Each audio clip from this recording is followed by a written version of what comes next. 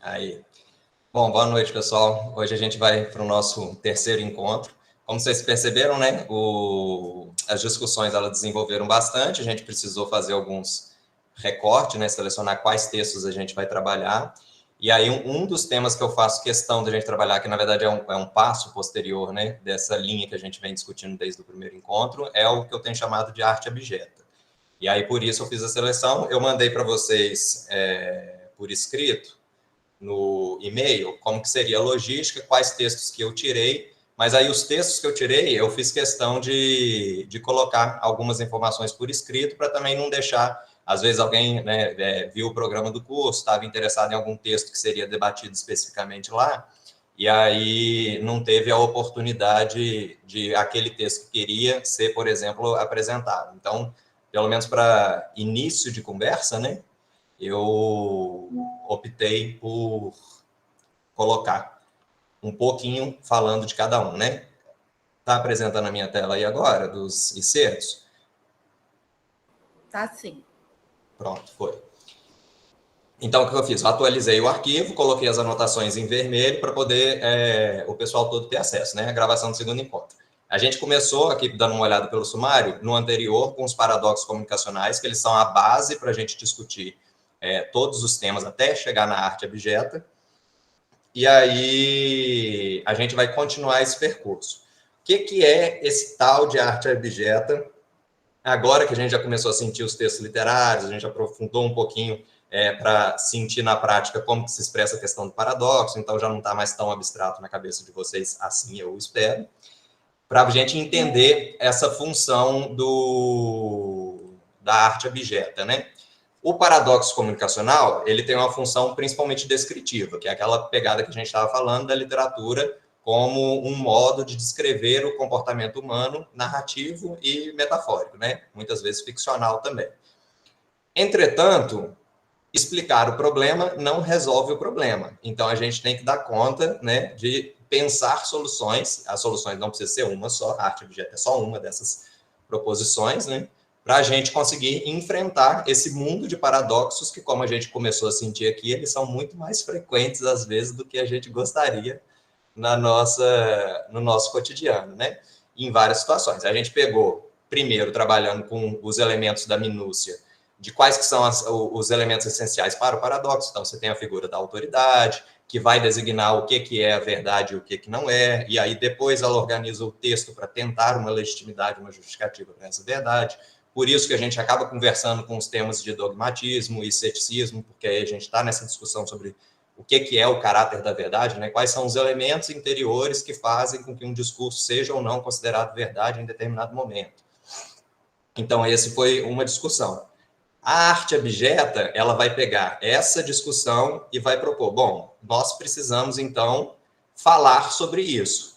Só que não tem como, não é que não tem como, né? É um murro em ponta de faca, um caminho sem saída, falar isso para a autoridade, naquele momento da interação. Então, a gente junta com a filosofia anarquista, que foi que a gente discutiu também, que é a questão do plataformismo ou platiformismo, de que a luta contra as autoridades, a luta pela mudança social e etc., ela não precisa acontecer no mesmo momento e no mesmo espaço em que as arbitrariedades, a tirania, elas estão acontecendo. Ela é uma luta difusa que pode acontecer virtualmente em qualquer espaço, a qualquer tempo, qualquer momento, qualquer lugar, é espaço de luta social, sim, desde que você esteja disposto a isso, né? Todo mundo também tem o direito de tirar um descansinho de vez em quando, fazer aquele ramadã e tal, mas a perspectiva é de que todo lugar é potencial para essa luta. Então, uma das opções é, vamos levar isso para a arte, já que as instituições científicas, as instituições religiosas, outros campos têm as suas amarras, até a literatura tem as suas amarras também, mas a gente aproveita todos os espaços. Um desses espaços possíveis é a literatura, que às vezes a gente percebe que tem uma abertura maior, nem sempre nos cânones, nem sempre nos clássicos, mas, né, temos várias vertentes de literatura potencial. E a arte abjeta, então, ela vai começar a caminhar por aí para falar sobre essa estrutura de dominação.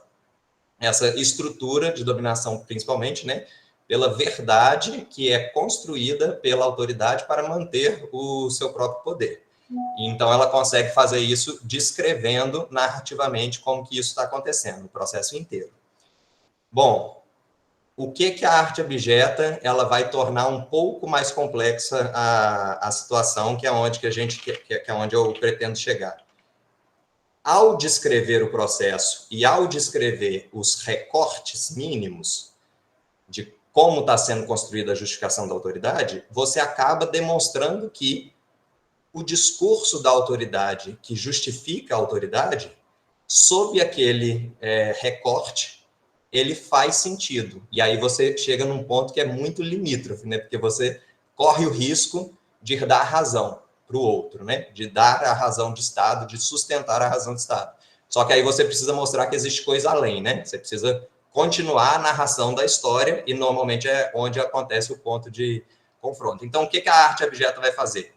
Ela vai ter aquela proposta de você está me acusando de algo, eu concordo com isso, com essa acusação, e eu falo sobre esse processo de acusação para tentar demonstrar para o mundo, para os outros, outras situações, de que existe algo além disso, né? Então, você tem esse momento muito limítrofe.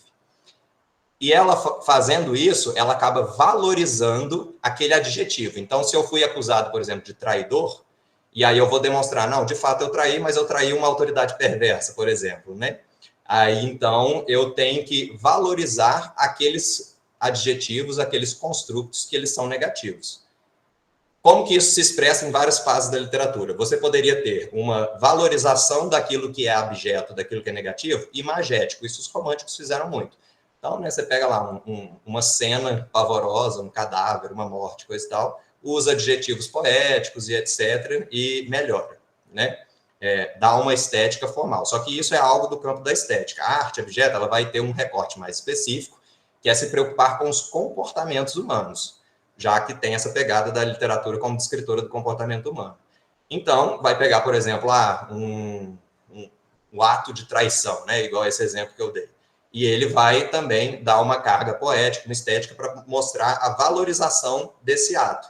Só que isso não é feito para qualquer ato, porque não é só um tratamento estético. A arte abjeta ela tem essa pegada muito forte de luta social, de mudança do contexto social e mudança dos valores. Então, se é percebido que os valores que estão sendo sustentados são aqueles valores de competitividade, são os valores do homem, lobo do homem, valores que eticamente a gente opta, né? Como a gente coloca a ética antes do comportamento e antes do conhecimento, a gente postula essas bases antes. Os valores que estão servindo de baliza ética são valores que a gente não acredita? Competitividade, são a própria questão do mal, né? Se a gente for lá em Aristóteles, o bem e o mal, o equilíbrio entre os dois é o ideal, olha que loucura, né? Então, quando você começa a quebrar com essas coisas, aí você vai fazer um tratamento estético, um louvor do comportamento humano que individualmente foi acusado de ser negativo, recebeu o adjetivo negativo, mas você narrativamente mostra que socialmente ele tem uma perspectiva totalmente diferente. Então, o comportamento exemplo é esse, né? Fui acusado de traição. Primeiro, eu aceito, assumo a culpa, digo que é traição mesmo, sigo a narração, mostrando que eu traí um tirano, mostrando que o efeito social de não acreditar, por exemplo, na hierarquia, não acreditar nos valores de verdade do tirano, da autoridade e etc., lá na frente, socialmente, ele tem um efeito positivo. Então, eu quebro com as normas sociais, eu quebro com as convenções sociais, propondo convenções novas, só que acreditar nas convenções sociais também é uma convenção social, né? Então, por causa desse raciocínio circular, torna o negócio denso e muito preocupante, né? Como fazer isso, né? Então, você precisa ter uma análise minuciosa de quais são esses comportamentos, quais são as repercussões imediatas no nível individual, no nível interacional com o outro, no nível societal. Então, quando isso começa a ganhar corpo social e ser valorizado culturalmente, como que a sociedade vai se reestruturar em relação a isso, para você poder fazer a avaliação inteira. E aí, então, a arte abjeta está preocupada com isso. Então, a arte abjeta ela não é simplesmente a valorização da abjeção, né? Ela é a valorização daquilo que hoje é considerado um comportamento abjeto, mas que, em termos principiológicos, é um comportamento que a gente deveria valorizar, que aí conversa com aquilo que a gente viu também da teoria crítica, né? Eu penso tanto a realidade quanto o ideal. Então, um tema que é super recorrente na arte abjeta, que é inclusive um dos temas centrais do Jean Genet, que a gente vai tratar mais superficial aqui, por conta do tempo não vai dar para trabalhar ele com detalhes, é a questão do amor. Então, se a gente pensar como que funciona essa concepção de amor para a arte abjeta e pensar no social, a pessoa que, né, age da forma mais amorosa possível e etc., em muitos momentos na comunidade dela, naquelas relações de autoridade informal, não precisa ser um julgador, não. Às vezes você está com seu colega ali, né? Aí ele vira e fala, não, mas você é trouxa demais, acreditar nas pessoas, como que você confia nas pessoas? Ó, que babaquice, aí você fica sendo feito de trouxa o tempo todo. Então, olha como que um caractere que seria da confiança, ele se torna objeto de condenação, e aí, por conta desse objeto de condenação, ele deixa de ser reforçado socialmente, então ninguém confia em mais ninguém, e aí disso degringola para uma sociedade de guerra como nós temos hoje. E se eu faço a valorização, não, de fato, eu aceito a culpa de ser uma pessoa que confia nos outros, e eu aceito o sofrimento em relação a isso. Aí a parte que eu brinquei, né? Sofrer é gostoso demais. Uai, eu vou viver desconfiando de todo mundo? Que vida é essa? Olha o nível de paranoia. Eu preciso confiar. Então, esse é o ponto de virada do que eu estou chamando de arte abjeta, que ela olha para esses comportamentos que eles são socialmente condenáveis, eles são socialmente condenados, mas eles deveriam ser valorizados, né? Então, essa virada epistemológica da arte abjeta que eu acho muito interessante. Então, ela sempre tem uma pegada sociológica, ela sempre tem uma pegada para o comportamento humano, descrevendo isso de modo narrativo, que a gente vai estudar. E aí, então, como você tem esse julgamento, né, você precisa dessa base do paradoxo comunicacional para você entender como que a autoridade está condenando o comportamento, para você pensar uma forma de fazer essa subversão e chegar no que a gente está chamando de arte abjeta aqui, né? Que é o tema do nosso curso. Eu não coloquei arte abjeta, poderia ter colocado, mas, né, fazemos um pouquinho de surpresa. Literatura às avessas. Então, a gente faz essa virada agora, no final, já com a literatura mesmo. Tem a ver com, vindo agora aqui no nosso tema, né? Tem a ver com dogmatismo e com o ceticismo, porque o ceticismo ele propõe exatamente essa virada. Ele se cola mais no homem, é uma perspectiva filosófica mais humanista, que vai colocar o ser humano, a sua subjetividade antes do conhecimento certo e etc., porque o conhecimento certo ele é autoritarista. Então, ele faz essa virada. A gente não vai trabalhar aqui, aí eu coloquei nos comentários lá, o diálogo do Bazarov, em Pais e Filhos, do Turgenev, e nem os discursos de Ilya Ilyich em Oblomov, né? Por quê? Eles são mais descritores da realidade como está mesmo. A arte objeto ela tem uma pegada propositiva, então eu quero chegar nessa parte propositiva. Aqui seria um detalhamento mais minucioso da aula anterior, mas aí eu vou demonstrar o que eu fiz aqui. Para vocês, aqui algumas notas a respeito do que já foi discutido na anterior, que é do Kafka, né? Aqui é todo o texto do Kafka. Quando a gente chega no dogmatismo, aqui eu explico que a gente não vai trabalhar para poder privilegiar o outro. Aí tem os trechos, e eu coloquei essas citações em vermelhas aqui, não é citação não, os meus comentários em vermelho, exatamente para quem quiser fazer esse estudo autodirigido, digamos assim, seria mais ou menos o que a gente discutiria aqui, né? E aí a mesma coisa no discurso de Oblomov, do Goncharov. Uma coisa que é super interessante, que é o processo de chegada do Goncharov, por exemplo, é que o Oblomov ele é considerado um sujeito, de modo geral, como simplesmente um preguiçoso, fazendo referência àquela aristocracia russa que deixava as coisas imóveis mesmo e etc. Nessa pegada da arte abjeta, dos paradoxos comunicacionais, a gente vê que ele tem alguns elementos, né, fazendo outros recortes, de um filósofo preocupado com a humanidade, só que ele, de fato, não age sobre o mundo, ele fica só pensando. E aí você, narrando a história inteira, que é a nossa pegada aqui, né, você vê que ele, de fato, tem esses comportamentos de não se comportar, só que a gente viu que não se comportar é um comportamento que mantém o status quo, quem faz a fé de apolítico, faz a política do status quo, né? Então, ele tem essa pegada, mas do outro lado ele tem alguns ideais humanistas, em alguns discursos, em alguns contextos ele demonstra isso. Como a gente pensa já pressupostamente a complexidade humana, o ser humano é algo complexo. Então, isso não nos causa tanto estranhamento. A gente dá conta de olhar essas facetas. A gente pode até usar o termo, nossa, o Oblomov é um cara contraditório, porque em alguns momentos ele é humanista, em outros momentos ele é um tirano. Então, depende com quem ele está interagindo, qual que é o contexto de interação, ele age de uma forma ou de outra. É contraditório porque tem comportamentos opostos, mas não é exatamente contraditório porque os contextos demonstram que essa contradição ela é meramente aparente, né? Às vezes a gente gosta muito de usar o termo contradição porque é um termo bonito, né?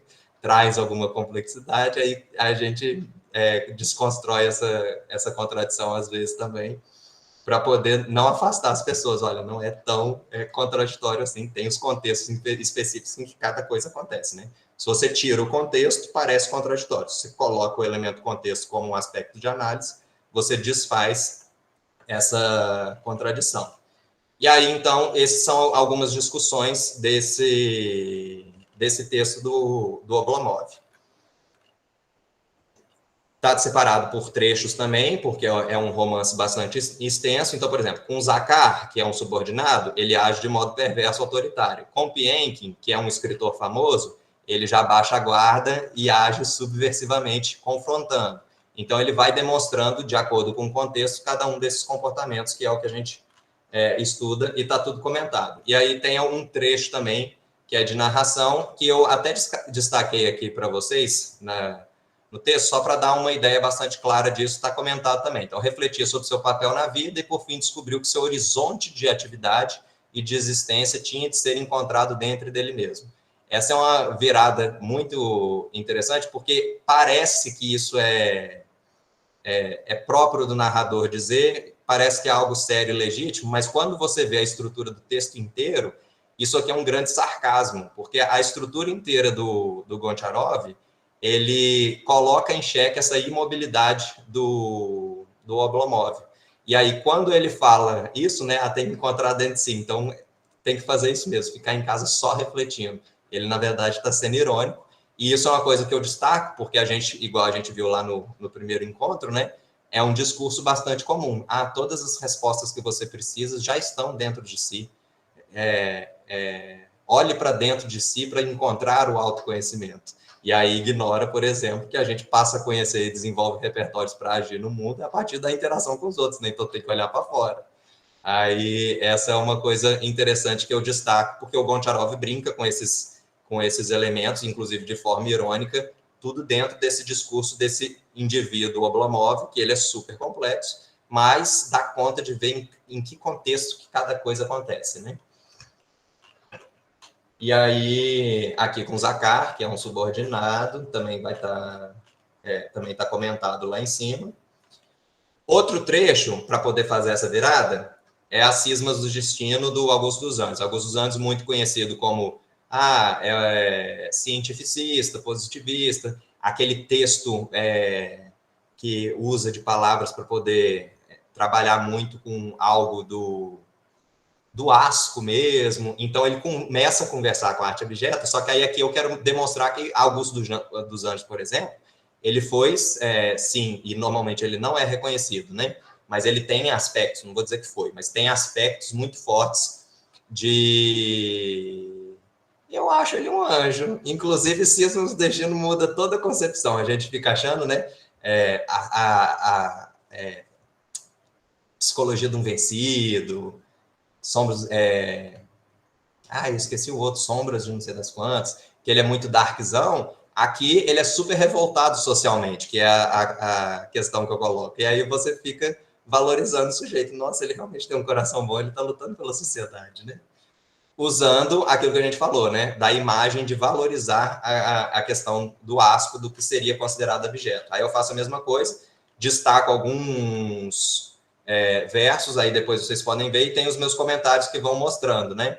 Então, quando ele usa alguns símbolos, estômago faqueado de uma criança, o sofrimento humano, ele vai tratar de violência, colocar em xeque as próprias memórias. Então, enquanto ele é um cético, né, de duvidar de tudo. Aí, ó, sofrer é gostoso demais. Já estão concordando comigo, a Natasha? Augusto dos Anjos é ótimo para isso. Ele é muito da vibe arte abjeta, né? E aí ele tem várias questões que merecem atenção. Então, ele fala também de valores culturais, ele vai tratar da questão das instituições, né? Então, o cristianismo aí com letra maiúscula, como que isso aparenta. A questão da população. Então, ele faz uma oposição entre os canalhas do mundo e, lá atrás, alguns versos para trás, infelizes e população doente. Então, o Augusto dos Anjos ele tem sim uma pegada muito sociológica que, por muitos críticos, foi ocultada. Ele normalmente é colocado muito numa vibe mais psicológica, introspectiva, um sujeito mais voltado para o submundo do interior humano. E não é bem isso em todos os poemas, tem os seus poemas também, né? Mas esse poema Cisma do Destino mostra que não é só isso. E aí a gente começa a trabalhar como que um mesmo sujeito dá conta de falar de várias coisas. E concordo um pouco com a hipótese de leitura que eu tenho. Para você dar conta de conhecer tão bem o interior humano, você tem que ter um olhar razoavelmente muito bom para o externo, para você conseguir reconhecer o que tem nas profundezas das várias almas humanas, para que você consiga, num processo de generalização, conversar com todo mundo e então ser reconhecido como uma pessoa que entendeu o que é mais ou menos comum no interior da alma humana como um todo, né? Sabendo, claro, como toda generalização, você vai manter algumas exceções para trás, que você não tem como lidar com todos os fenômenos, né?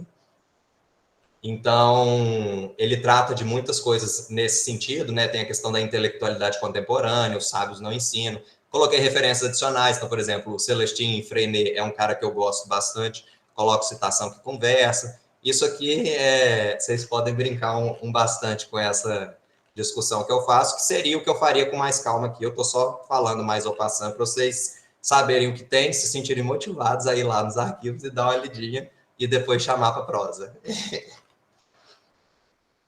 Então, é um poema bastante longo, né? Para a gente chegar na ideia de abjeção. Aí a gente vai trabalhar comparado, Camus com o Genet. Vou falar primeiro do Camus, que ele vai tratar mais da questão da legitimidade do saber, e depois o Genet vem fazendo a virada em si. Mas o próprio Camus já faz um pouco da virada. Então, daquela forma mais breve, um pouco mais pausado, mas trechos mais curtos. O Estrangeiro, do Albert Camus, é basicamente o texto a respeito do senhor Meursault, um sujeito que vive uma vida suficientemente normal, né? Tem o seu trabalho lá de funcionário público, tem o seu trabalho lá numa empresa, tem uma moça com quem ele se relaciona, que é a Marie, e aí acontece algumas séries de coisas, ele acaba matando um sujeito e vai a julgamento e ele é condenado à morte por causa dessa situação.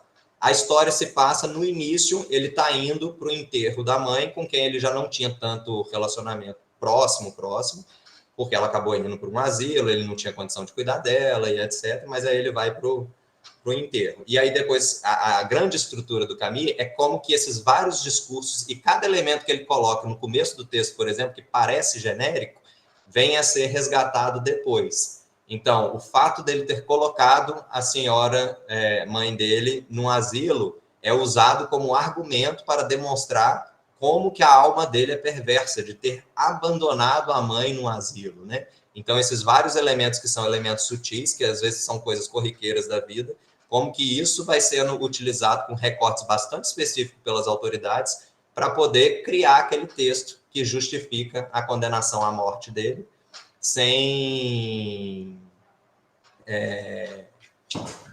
com isso você ter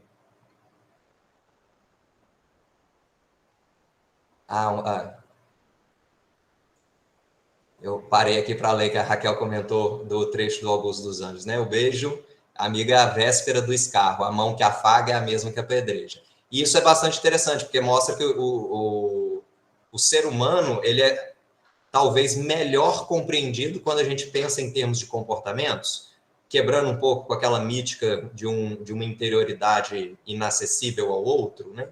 Então, aí é a grande pergunta, né?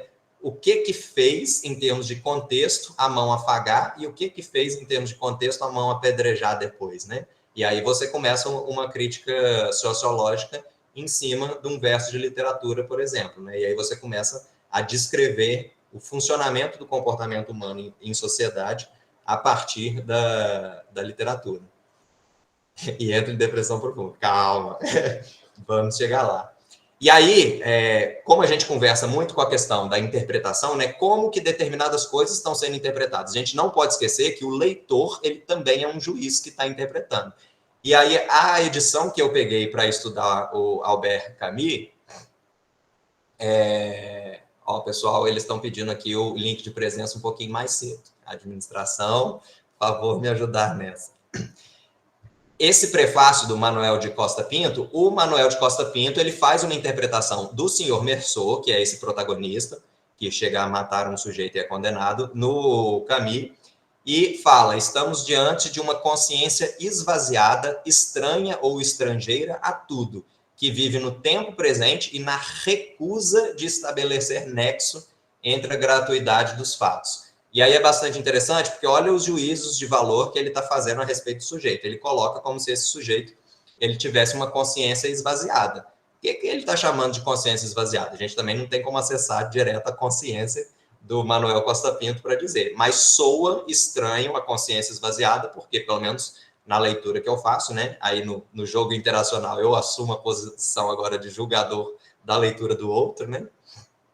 Me parece estranho, porque num determinado momento, consciência esvaziada, para mim, é aquilo que não raciocina, que está correndo no automático do mundo. E eu não consigo concordar com isso, porque eu vejo vários elementos na leitura do Camus, dele raciocinando sobre cada um dos pontos. E muitas vezes, a conclusão dele é tanto faz. Só que esse tanto faz, que às vezes a gente pressupõe que ele sequer raciocinou, foi antecedida de um raciocínio elaborado a respeito do tempo, porque tem coisas que de fato tanto faz. Às vezes você chega à conclusão de que são tão próximas que é indiferente para mim essa decisão neste exato momento, né? E o Meursault, ele faz isso a todo momento, só que aí o excesso de tanto faz dá a sensação de ausência do mundo, sendo que, na verdade, ele está fazendo um trabalho de avaliação crítica. E aí, então, uma das coisas interessantes, né, da carta ao Raymond, né? Declarou-me, então, que justamente queria pedir-me um conselho a propósito deste assunto, era um assunto de uma briga que o Raymond tinha tido, que eu, sim, era um homem que conhecia a vida, que podia ajudá-lo e que, em seguida, ficaria meu amigo. Não disse nada e ele me perguntou de novo se eu queria ser amigo dele.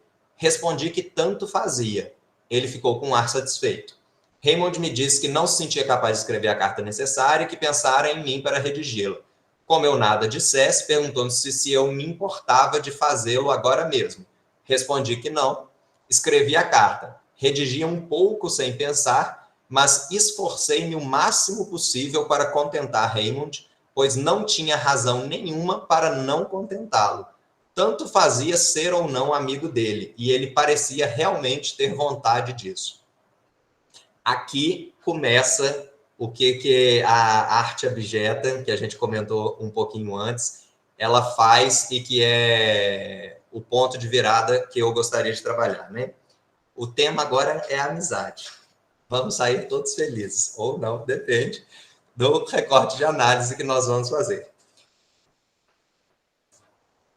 No quesito casamento, você já tem vários textos com críticas ao casamento, enquanto instituição matrimonial e etc., e aí você tem várias perspectivas que vão contra a perspectiva da igreja, por exemplo. É algo mais comum, não causa muito estranhamento se a gente trata do casamento como uma instituição e fala, olha, sendo uma instituição não faz sentido para mim, não quero, ok. Agora, pensar a amizade como uma instituição não é algo que é tão comum assim, e é algo que o Camus já faz, e é algo que a arte objeto se propõe, né? Ela radicaliza. O senhor Meursault aqui, ele tem uma visão muito clara da perspectiva de interação entre pessoas, né? Para a gente trazer para o campo dos comportamentos e não ficar no campo das abstrações. A amizade, enquanto uma instituição, ela é uma abstração. O que compõe uma amizade, né? Mas aí a gente poderia elaborar vários conceitos, só que isso é um passo posterior. que vai conversar, inclusive, com um pequeno príncipe lá cativar. A Raquel vai entrar depois para a gente fazer uma conversa entre os dois, que eu achei que calhou muito bem. Mas no processo interacional, a concepção que a gente tem de amizade, por exemplo, ela decorre muito mais dos comportamentos anteriores. E se a gente for pensar em termos de autenticidade, não é nem um termo muito bom, mas se a gente for pensar em termos de comportamentos baseados em princípios tomados a priori, essa perspectiva do senhor Merceau, ela é interessantíssima, porque ele não está preocupado com rótulo, ele não está preocupado se o Raymond vai chamar ele de amigo ou não, ele não está preocupado com essa instituição de amigo, poder dizer que tem amigos, por exemplo, ele está preocupado exclusivamente com a ajuda mútua. Tanto é que o tanto faz dele não é um tanto faz parado, igual a maior parte dos críticos que estudam o texto do Camus coloca, e inclusive está no prefácio, uma consciência esvaziada, essa ideia do tanto faz um ser humano parado no mundo. Pelo contrário, coloca aqui, né? Esforcei-me o máximo possível para contentar Raymond, a despeito da amizade. Não importa sequer a amizade. É uma outra pessoa, eu não tinha razão nenhuma para não contentá-lo, então ele já parte da premissa de que estou interagindo com uma pessoa nova, que essa interação seja o mais positiva para a outra pessoa. Se, né, depois, o que vai acontecer, eu não estou preocupado se vai ter amizade, se não vai ter amizade, etc. Nada disso me preocupa. É uma perspectiva altamente anárquica, vai conversar lá com os textos do Kropotkin, por exemplo, de ajuda mútua, né? Que é a ideia inclusive, do amor também, né?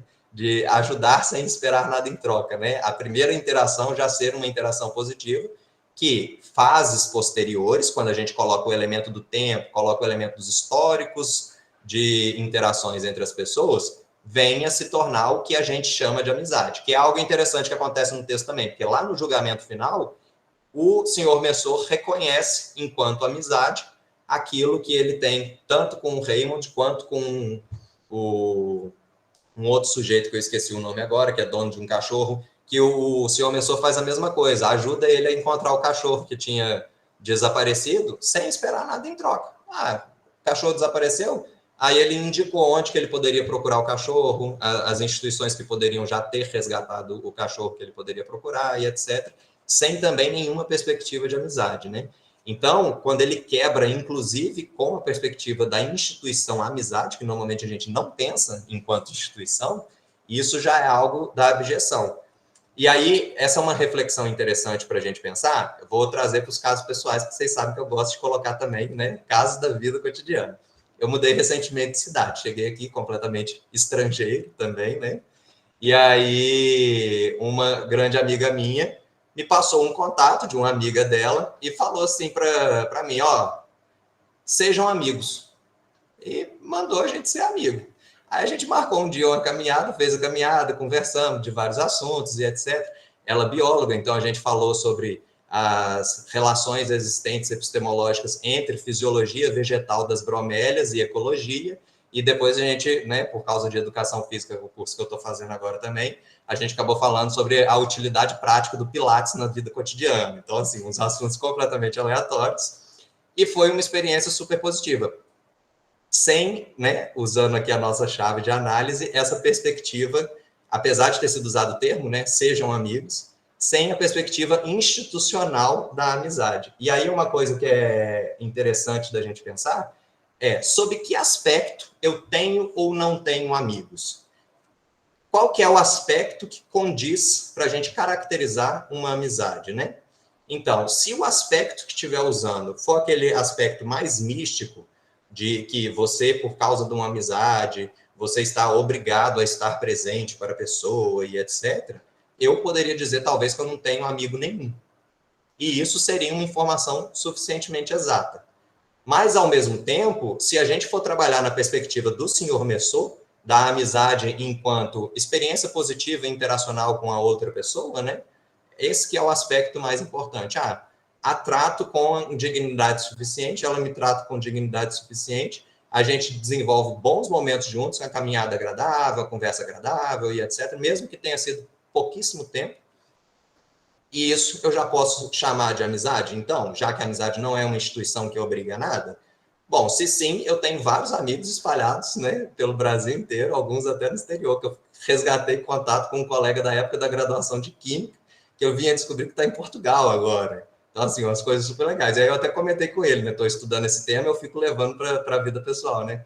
Pô, a gente teve pouco tempo de interação, estudou só um ano junto, mas uma pessoa com quem a gente sempre teve uma relação boa, né, amistosa, considero um amigo, acho importante valorizar esses encontros e desencontros da vida cotidiana, e aí é algo bastante interessante. Então, quando a gente volta a pensar nessa perspectiva, né, filosófica da amizade enquanto instituição, olha o comando, né? A gente sempre pensa em termos de comandos verbais. Quando essa amiga em comum virou e falou, sejam amigos, o pedido implícito dela não foi em momento nenhum, obriguem-se mutuamente a estar ali presente o tempo todo. O sejam amigos era compartilhe experiências positivas. Então, olha como é interessante que a gente tem no hábito, no comportamento, um padrão para se pensar a amizade, no comportamento a experiência positiva. A gente faz isso quase que intuitivamente, né? Na simplicidade de se pensar a amizade, quem que é o seu amigo? É uma pessoa com quem você passa bons momentos. Só que aí, numa elaboração posterior, a gente acaba incluindo o elemento da obrigatoriedade mútua, né? O fato de ser amigo me obriga a alguma coisa perante ele, dívida emocional e etc, né? Que isso é uma elaboração posterior num segundo momento. E isso que é o que já caracteriza a instituição, porque toda instituição existe enquanto autoridade para obrigar o outro a alguma coisa, né? Então, essa virada epistemológica é bastante interessante que o senhor Meursault faz. E aí, por exemplo, isso acontece também nos relacionamentos. Natasha, quando vem a elaboração já vai ficando romantizado, esquisito. Que a gente acaba pensando só para os relacionamentos amorosos, a gente acaba não pensando tanto para o relacionamento de amizade. Mas qual que seria, então, né, sob o aspecto da experiência positiva do comportamento humano, a grande diferença? E aí, ó, do relacionamento com a Marie, né? À noite, Marie veio buscar, me perguntou se eu queria casar-me com ela. Disse que tanto fazia, mas se ela queria, poderíamos casar. Era ela, aliás, quem o perguntava, e eu me contentava em dizer que sim, se ela quer casar, sim, né? Observou, então, que o casamento era uma coisa muito séria. Não, respondi. Ela se calou durante alguns instantes, olhando-me em silêncio. Depois falou: queria simplesmente saber se, partindo de outra mulher com a qual tivesse o mesmo relacionamento, eu teria aceitado a mesma proposta. Naturalmente, respondi. Perguntou então a si própria se me amava, mas eu nada podia saber sobre isso. Então, parece que ele está evitando a Marie o tempo todo e que é um relacionamento totalmente desgarrado, que ele não teria, talvez, interesse nenhum, ou então que ele está passando por uma fase de desinteresse generalizado, né, na vida. Só que quando a gente pega na minúcia, sabendo um relacionamento unilateral quase, mas quando a gente pega na minúcia, sabendo a perspectiva filosófica do senhor Meursault, que a gente só vai descobrir com muitos detalhes principalmente nas reflexões finais, a gente tem pistas ao longo do texto inteiro, mas a partir das pistas que a gente vai formando uma ideia sobre ele, né? Se a gente for pegar essa perspectiva de quebra institucional, que ele demonstra ter em vários pontos do texto, então isso parece justificar, olha só que coisa interessante. Perguntou a si própria se me amava. Ora, se isso é um sentimento dela, ele não tem, de fato, como saber nada sobre isso, porque é algo que parte dela, né? Então, a informação, quem vai ter uma informação mais fidedigna é ela. Então, ele não intervém nisso para dar liberdade para ela decidir a respeito do amor dela pelo outro, né? Então, é um exercício também de renúncia do controle sobre o outro. Se tivesse o mesmo relacionamento naturalmente, ora, ele não está interessado na instituição casamento, ele só gosta de estar com ela. Se ele tivesse com outra pessoa com quem ele gosta de estar também do mesmo tanto, né? Naturalmente que ele gostaria de estar. Não existe nada de mítico no ser humano, né? Esvai toda aquela mítica do self,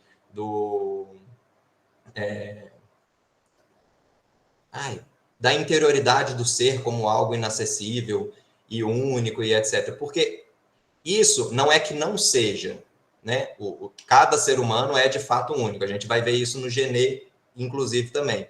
Mas para o outro, que a gente está mediado pelas interações que a gente tem, eu nunca vou conhecer completamente o outro. Eu conheço sempre facetas. Às vezes a gente vai conhecendo cada vez mais as pessoas, vai tendo um somatório de interações e etc., mas nunca totalmente. O outro, para quem olha, ele não é todo completo, simplesmente porque eu não consegui acessar aquela completude. Aquela completude era toda do outro. Então, esse nível do detalhe que ele está pegando, inclusive numa questão existencial, né? E aí, Camus, não à toa, um filósofo existencialista, né? Ele pensa exatamente sobre essa questão, né? De como que eu conheço o mundo a partir do momento que eu sou um sujeito do mundo também, né? Qual que é o limite entre eu e o mundo? Então, esse nível de detalhe, ele leva de modo narrativo para dentro do texto. E se a gente lê o texto com determinados preconceitos, sem conceber quais são os princípios filosóficos que estão partindo do autor, né, a gente acaba interpretando, às vezes, de uma forma, não diria indevida, né, mas interpretando de uma outra forma que não explica a história inteira. É uma forma de ler, um recorte, você lê isso com uma perspectiva social tal, né, pensando nos valores comuns, nossos, ocidentais e etc., mas existe mais coisa além da história, né? A narrativa ela não se acaba aí, que é o que a gente costuma falar de literatura também. Você tem outras interpretações possíveis e não é simplesmente o fato de que a maioria das pessoas lê de uma determinada forma que é necessariamente a forma considerada perfeita e exata, né? Então, isso é bastante interessante. E aí, como que a gente pesca vários outros elementos de que, não, no fundo, ele gosta muito da Marie, ele está atacando aqui a instituição casamento e a mítica em volta da ideia de relacionamento amoroso, né? Que é uma construção romântica medieval, né? Segundo o Luan, que é estudioso disso, eu acompanho o relator porque eu não entendo tanto. Então, os vários trechos que eu selecionei, né? Eu estava com vontade de beijá-la, Marie saltava de alegria, vários momentos ele reconhece a alegria dela, né? E ele fica satisfeito com isso, né? Assobiava e parecia muito contente, então ele está atento a ela o tempo todo. Marie divertia-se espalhando as pétalas das flores. Afastei-me com Marie e nos sentíamos um só nos nossos gestos e no contentamento.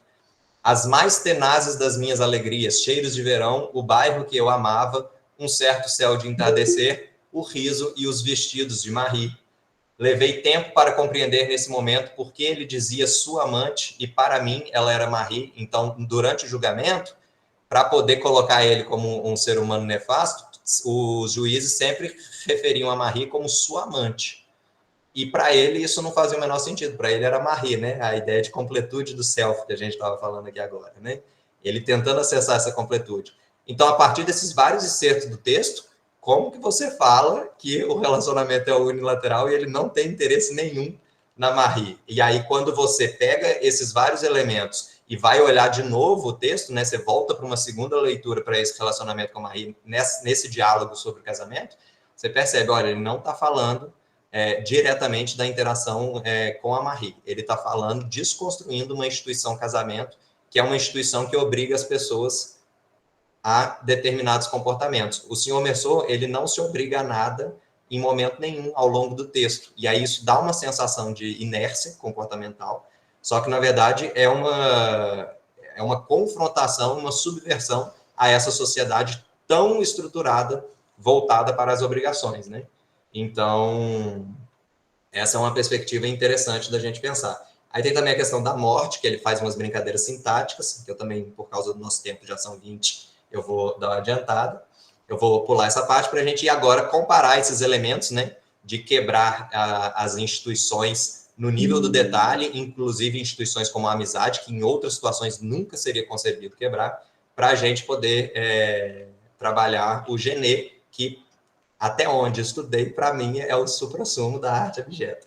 Aqui tem o do Mia Couto também, que é interessante na questão do julgamento. Aí eu coloquei indicação de um artigo que eu estudei comparado também com outros textos, mas eu falo sobre a questão da justiça. Então, já tem muita coisa estudada lá. Aí agora os trechos do Diário de um Ladrão, de Jean Genet. Isso aqui é um texto autobiográfico, só que trabalhado esteticamente com essa pegada da arte abjeta pelo próprio Jean Genet. Ele é o protagonista em primeira pessoa do texto. disse que, de fato, é real, né? Foi uma pessoa muito controversa, prostituto. No livro tem uma cena de assassinato, ele foi preso, foi mendigo durante um tempo. Então, várias situações aconteceram, todas elas estão no texto, trabalhadas poeticamente. E aí o Sartre, que era amigo dele, aí olha só quem são os amigos do sujeito, né? Sartre e Foucault. E aí, quais são temas importantes? Prisão e a questão da interpretação de mundo. Sartre com a transcendência do ego, ele fala sobre a forma como nós interpretamos o mundo influencia nisso, né? A partir do momento que eu reflito sobre o meu comportamento, eu prejudico o juízo de valor que eu tenho sobre mim mesmo, né? O Sartre, ele tem algumas dessas máximas. Ajudei uma senhora a atravessar a rua, aí eu fiquei feliz por causa disso. Se eu refletir a respeito do meu comportamento, eu posso estruturar o seguinte raciocínio. Não, eu ajudei a senhora não como um ato voluntário, mas porque eu queria ser reconhecido como uma pessoa boa que ajuda os outros. Logo, eu sou um ser humano perverso porque ajo de forma utilitária. E aí, olha como que uma estrutura discursiva consegue desvirtuar completamente o juízo de valor, né, que eu faço sobre mim mesmo. Então, por isso que o juízo de valor, ele, na verdade, vem antes. Bom, eu quero me valorizar ou eu quero me desvalorizar? Qual que é o argumento que eu vou usar a respeito disso? Qual que é o sentimento que eu vou desenvolver dentro de mim para que eu consiga justificar os meus atos, né? Então, a transcendência do ego do Sartre trata exatamente disso, que é uma base filosófica importante do Jean Genet, que ele vai tratar literariamente dentro do texto dele. E aí a grande máxima, né, que eu destaquei. Cada reflexão ouvida me parece exata, mesmo a mais estapafúrdia. Lembra que a gente estava falando que tudo é recorte de análise? Ou seja, todas as reflexões feitas, elas parecem exatas pelos recortes que são feitos. Se eu simplesmente ouço, parto de outros paradigmas e discordo, aí eu vou simplesmente jogar como estapafúrdio, vou recusar e etc. Mas se eu faço o esforço de entender quais foram as chaves de análise da pessoa, qual que é o contexto de vida da pessoa, qual que é o histórico de contingências de interação daquela pessoa com outros indivíduos, o que ela está colocando dentro e o que ela está tirando da análise dela para poder chegar na conclusão que ela chegou. No final das contas, mesmo discordando, o raciocínio do outro faz sentido. Então, quando eu olho, inclusive, para uma autoridade, com uma decisão que para mim parece a coisa mais absurda do mundo, e vejo lá as justificativas que ele coloca, ou que ele deixa de colocar, né? Às vezes eu tomo uma decisão, boto lá na justificativa coisa que nem está no processo, ignoro outras coisas que não estão no processo, etc. Se eu olhar com essa perspectiva crítica minuciosa, eu vou falar, bom, é estapafúrdio, né? Porque ignorou um monte de coisa que precisava ter sido levada em consideração.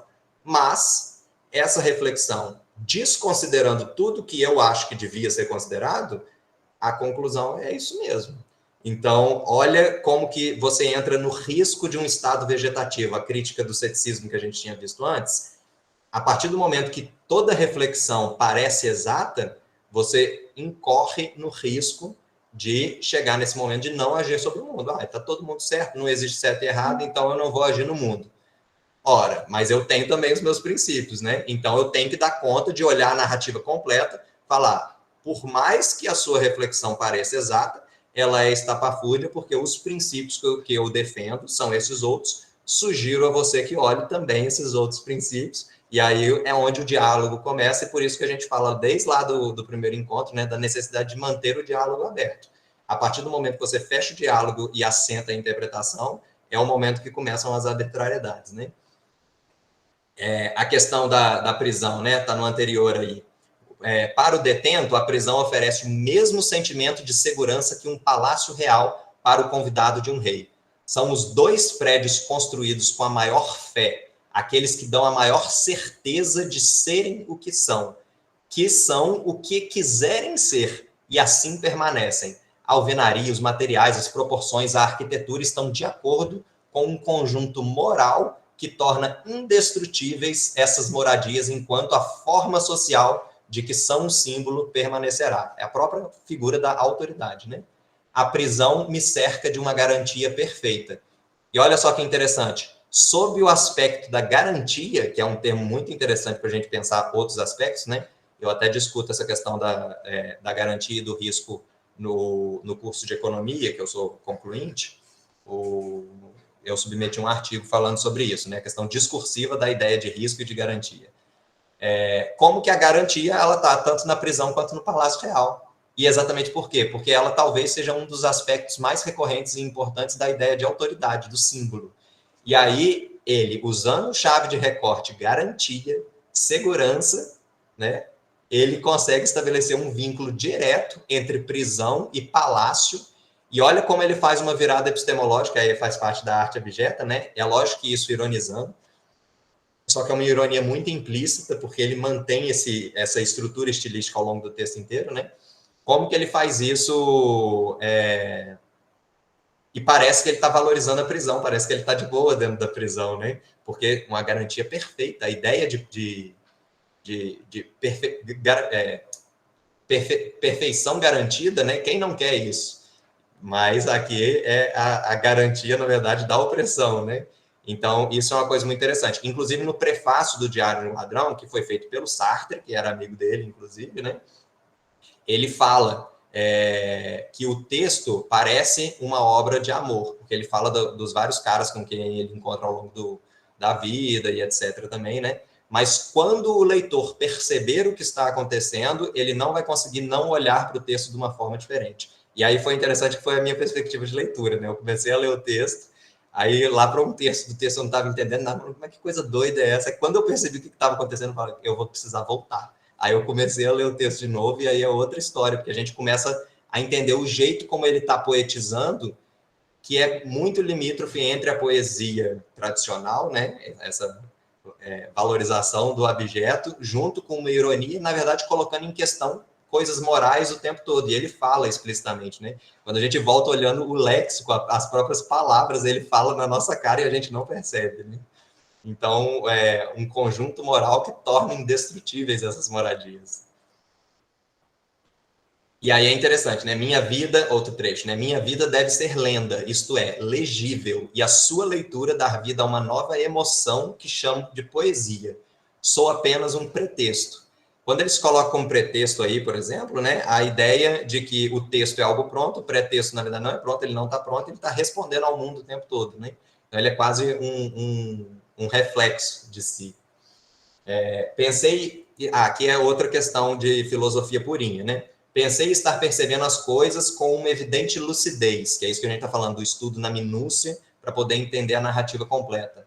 Tendo até mesmo a mais comum perdido a sua significação habitual, cheguei a imaginar se era verdade que a gente bebia num copo ou calçava um sapato. Descobrindo o sentido singular de cada coisa, a ideia de numeração me abandonava. Olha como que isso é exato do ponto de vista filosófico, essa reflexão, né? Se eu pegar sempre um aspecto que diferencia uma coisa da outra, eu nunca vou conseguir juntar duas coisas num conjunto, num grupo. Porque se eu estou pegando sempre a minha chave de análise que diferencia, cada coisa vai ser única no mundo. E aí eu não consigo agrupar nada. Então, a própria ideia de numeração, o que é dois, se tudo é um? Ela me abandonava, né? Isso por quê? Porque ele está fazendo esse exercício de análise minuciosa de cada um dos elementos, seja de comportamento, seja de elementos simbólicos, seja de função das coisas, né? Que é o exemplo que ele coloca aí, num grau de minúcia que ele se propõe no texto.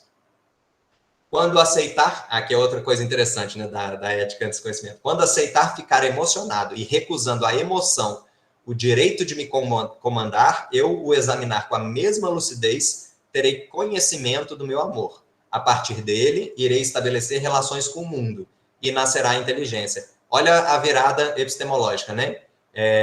Primeiro eu reconheço meu amor, que era aquilo que a gente estava falando lá da amizade, né? Do agir deliberadamente bem com o outro, essa concepção de amor que está sendo adotado, que é um amor que não obriga a nada. Eu vou ter conhecimento disso. Tendo conhecimento disso, eu vou estabelecer relações com o mundo, então vou me comportar com as pessoas a partir das relações que eu tenho com elas a partir do zero, né? E vou ver como é e vou responder às interações com as quais eu tenho. Conversa com a ideia do sou um pretexto, né? E nascerá, então, a inteligência. Olha como ele é analítico no processo de interação com o mundo.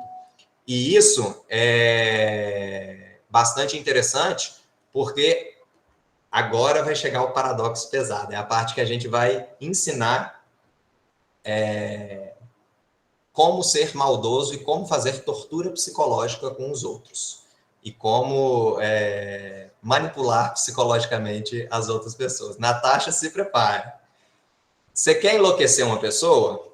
Utilizando dos elementos culturais e sociais que você tem, é muito simples. Você trata ela bem por pouco tempo, né? Gratuitamente, de forma aparentemente genuína. Trata bem.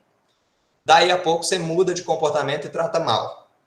Olha como que a sua função de autoridade imediata, leitora do mundo, ela consegue colocar a pessoa numa situação insustentável e perversa. Tratei a pessoa bem, depois eu optei, né, tendo consciência de todo o processo, igual a gente está falando, por tratá-la mal.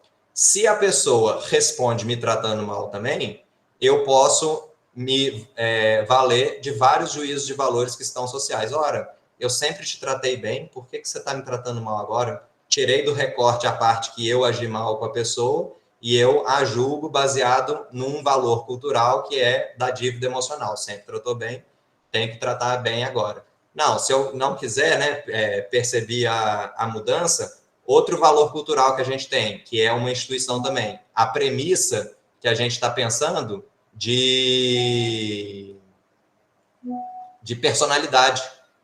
Quem que colocou na nossa cabeça que personalidade é uma coisa fixa? Então, a partir do momento que eu mudo meu comportamento com o outro em resposta à mudança de comportamento do outro, eu posso ser acusado de ser uma pessoa descontrolada, uma pessoa instável, uma pessoa que mudou o comportamento, uma pessoa sem personalidade.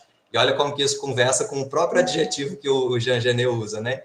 Eu sou só um pretexto, então eu sou um reflexo dos outros, das interações, eu me coloco no mundo de forma contextualizada. Então, por conta desses elementos, eu posso ser julgado também como uma pessoa descontrolada, bipolar, que muda o comportamento. Então, de todas as formas, eu vou conseguir julgar a pessoa a partir do momento que ela se coloca de uma forma inteligente no mundo. Isso a gente já sabia, né? Luiz Costa Lima falando antes, que a inteligência, na verdade, né? Ele, na verdade, está remontando a Plutarco falando de Gorgias, né? Na história a gente tem muito disso, né? Por causa dos textos que a gente tem acesso, vai um puxando o outro. E Gorgias era um sofista, que é a vertente próxima dos céticos, né? Na Antiguidade Clássica. Então, está falando exatamente desse elemento, né? Inteligência como obediência. Obedece quem tem juízo, né? A frase máxima está aí também. E aí você consegue vincular o sujeito. Então, para você ser perverso com as pessoas, é muito fácil. Age de uma forma, age de outra, e depois você tendo a possibilidade de fazer o recorte que você quiser para julgar a pessoa, você consegue estruturar um discurso muito fácil, seja pela dívida emocional, seja pela mudança do comportamento do outro, você tira o seu da reta, né? E aí tá tudo certo. E isso acontece nas várias situações. Então, você pensa E se o sujeito tentar explicar demais, né? Olha a estrutura que a gente, para estudar o assunto, a gente está tendo que fazer aqui. Não é um assunto que a gente pode dizer, como a gente tinha conversado, né, que pode ser explicado em 250 caracteres. Complexo, aí vai depender do gosto do freguês, né? Mas não é algo de 250 caracteres. Então, se explicar muito, a autoridade ela pode se fazer também de ignorante. Ela não entende nada e fala, olha, além de tudo, está alucinando. Não consegue estruturar um discurso para explicar a coisa. Olha só, está tudo bagunçado. Então, condena de novo o sujeito. Todos os vieses, a partir do momento que existe a estrutura de autoridade, está condenado. Então, essa é uma forma tranquila de você exercer uma tortura psicológica no outro. E você narrar, inclusive, isso é algo do campo do problemático. E aí é interessante porque o Jean Genet, então, ele aceita todos os adjetivos. Você quer me colocar como louco? Beleza. A sua reflexão, ela parece exata, mas ela é estapafúrdia. Você quer me colocar como qualquer coisa? Ok. E isso é algo que a gente vai ver aqui também, né? Que aí já é o outro trecho, né? A cada acusação feita contra mim, até mesmo injusta, do fundo do coração responderei sim. Mal tinha pronunciado esta palavra ou a frase que a significava, dentro de mim eu sentia a necessidade de me tornar o que me tinham acusado de ser. Tinha 16 anos, já me entenderam. Em meu coração, eu não conservava lugar nenhum onde se pudesse localizar o sentimento da minha inocência. eu me reconhecia o covarde, o traidor, o ladrão, o viado que viam em mim. Uma acusação pode ser feita sem prova, mas a fim de me achar culpado, terei a impressão de que devia ter cometido os atos que me fazem os traidores, os ladrões, os covardes, mas nada disso acontecera. Dentro de mim, com um pouco de paciência, com a reflexão, eu descobria razões bastantes para que me dessem esses nomes, e me espantava de me descobrir composto de imundícies. Tornei-me abjeto, a origem do termo, né? Pouco a pouco acostumei-me com esse estado, tranquilamente o confessarei. Ou seja, ele consegue refletir sobre todas as situações e entender todos os elementos do discurso, tanto que ele recusa desde muito cedo a inocência, né? Porque ele está atento a todo momento, ele tem a sagacidade de estudar o contexto a todo momento, ele não é inocente em momento nenhum no texto, né? Então, ele faz esse processo. Aí, por exemplo, se a gente for pensar nas interações sociais, né? Diálogo, habilidades sociais. Habilidades sociais, uma referência que eu gosto muito da psicologia comportamental é o Vicente Caballo. Ele tem um livro sobre habilidades sociais, fala sobre entabular conversações e etc. Como que a gente conversa com as pessoas? O modo de conversação que normalmente funciona mais é um modo associativo por natureza. Então, eu começo falando, por exemplo, de atividade física, que eu gosto. Daí a pouco eu falo que, além da musculação, por exemplo, galera do G-S Fit, eu gosto também de jogar frescobol. Frescobol se joga na praia, então aí a conversa muda e desloca, por exemplo, para praias que já foram visitadas. Aí vamos supor que a pessoa conhece uma praia, sei lá, de João Pessoa, né, no Nordeste, que é o congresso que eu quero ir. Aí a gente começa a conversar sobre viagens. Aí cada um fala de cada viagem que fez e tal. Então o processo de diálogo mais fluido, ele normalmente é associativo. Só que isso demanda uma série de movimentos atômicos quando a gente vai dividir esse diálogo. Então, por exemplo, a pessoa me diz alguma coisa, eu tenho várias opções de resposta. Eu posso usar um método diretivo e falar, você está certa, você está errada. Isso pode ser julgado como algo negativo. Nossa, você está sendo diretivo, você está julgando o que eu estou falando, não quero conversar com você mais, que é o que a gente chama de impermeabilidade ao diálogo, né? Nesse campo das habilidades sociais. Você está julgando. A outra opção é você fazer essas associações. Bom, eu não quero ser diretivo, então uma coisa que você falou de atividade física. Eu vou pegar algum elemento meu que eu acho interessante que conversa, né? Se parece em alguns aspectos, se diferencia em outros, para poder continuar a conversa e trocar experiência. Só que a pessoa, quando a gente estuda a arte abjeta, ela pode virar e falar, não, eu estou falando uma coisa minha. Você não tem que se colocar na minha frente e falar coisa sua, não.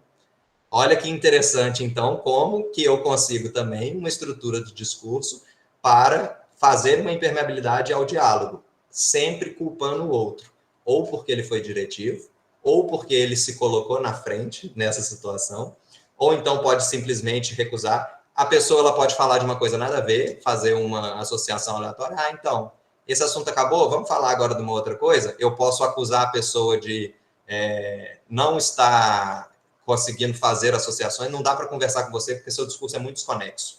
E aí eu culpo a pessoa também. Então, eu consigo, numa posição de autoridade informal, num diálogo, ser autoritário, tirano e perverso, a ponto de culpar a pessoa pelo diálogo não ter fluído.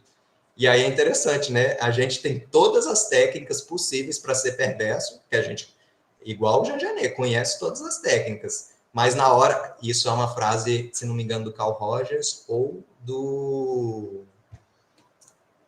e o outro,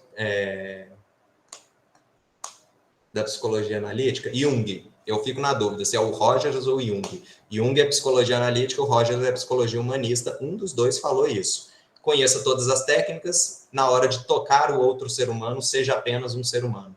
Então, como que é, de novo, né, a ética vem antes. A partir desse momento, eu conheço as técnicas, eu consigo estrutura discursiva para conseguir romper com um diálogo, acusando o outro. Agora, se eu vou fazer isso ou não, isso diz da minha ética, né? De como que eu lido com o outro. Porque formas de acusar o outro, se eu estiver numa posição de autoridade, elas são sempre possíveis. E todas elas me parecem exatas, por mais estapafúrdias que elas possam ser, né? Então, a gente já está conversando em literatura sobre os modos de interagir no mundo. falando também de habilidades sociais, que é no campo da psicologia comportamental. Então, isso são algumas coisas. Aqui é outro trecho interessantíssimo, né? Ele me pareceu inteligente, está falando de um sujeito que ele conheceu ao longo da vida. O que quer dizer que ele ousara ultrapassar as regras morais, não inconscientemente, com a decepcionante facilidade dos rapazes que as ignoram. Ao contrário, era ao preço de um esforço muito grande, na certeza de perder um tesouro inestimável, mas com a certeza ainda de criar outro, mais precioso do que aquele que estava perdendo. Então, olha que interessante, né? Ele dá conta de perceber que determinadas regras sociais, elas precisam ser rompidas, porque elas decorrem de algo que não faz o menor sentido, é institucional, legitima a opressão e etc. E fazendo isso, você incorre num risco muito grande, você precisa de um esforço, tendo consciência, incorre num risco muito grande, porque a ideia de convivência humana é baseada nos combinados, né? Para não dizer nas regras, né? Nos combinados que são feitos no 2 a 2 ou dentro do grupo, né? Cada um se organiza da forma que bem entender, um dos princípios da autogestão, mas precisam se organizar, né? E aí você perde momentaneamente esse tesouro para poder construir um maior ainda, que talvez seja essa perspectiva da convivência humana que ele está defendendo, né? Então, o Jean Genet é uma grande referência nesse sentido. E aí eu trago para a contemporaneidade, para a gente estudar, como o último texto que eu trago, depois a Raquel já vai entrar para a gente falar sobre o cativar, que vocês vão ver que já conversa um bocado lá, principalmente com Camille, eu acho. E aí, então, o monólogo de Camila Dalvi, capixaba, quis puxar a sardinha para o estado que eu estou, né, atualmente, capixaba de criação, coração, até nasci em Minas. Mas como eu cresci aqui, gosto daqui e hoje moro aqui, eu fico me chamando capixaba mesmo.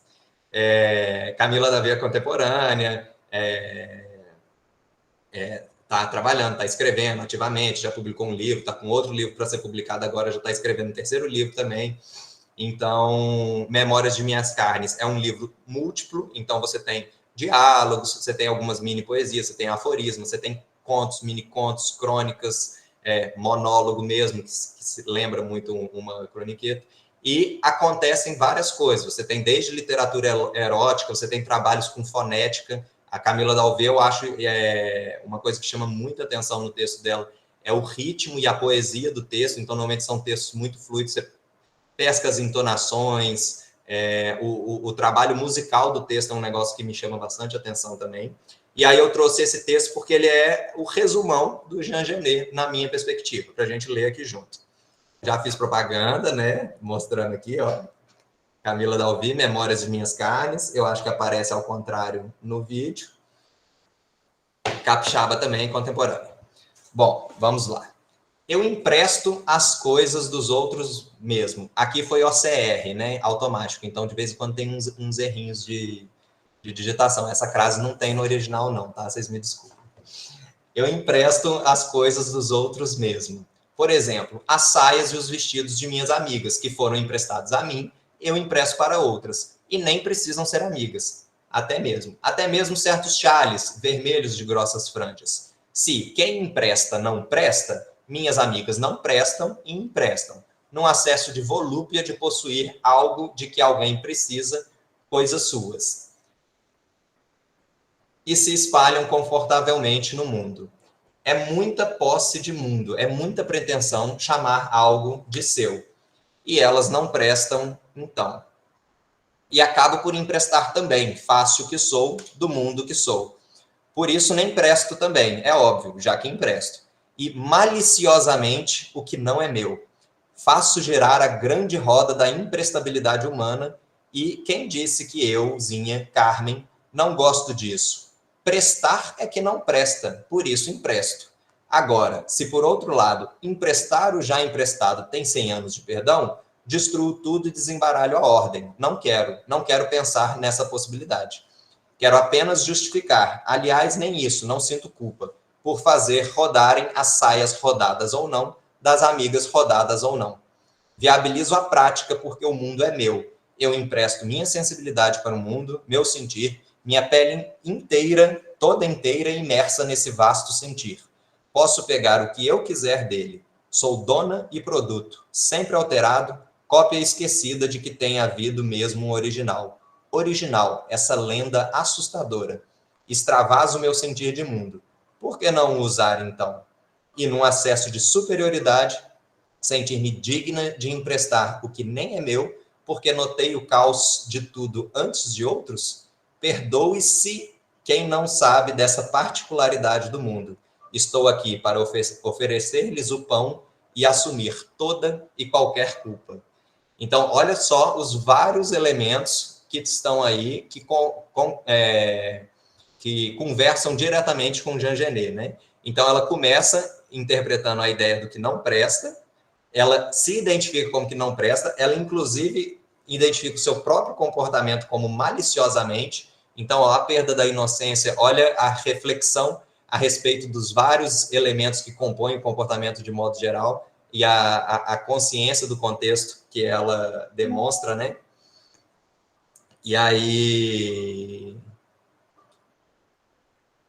Continua, né? Aí o julgamento de valor, lembra que coloca em xeque sempre a coisa moral, né?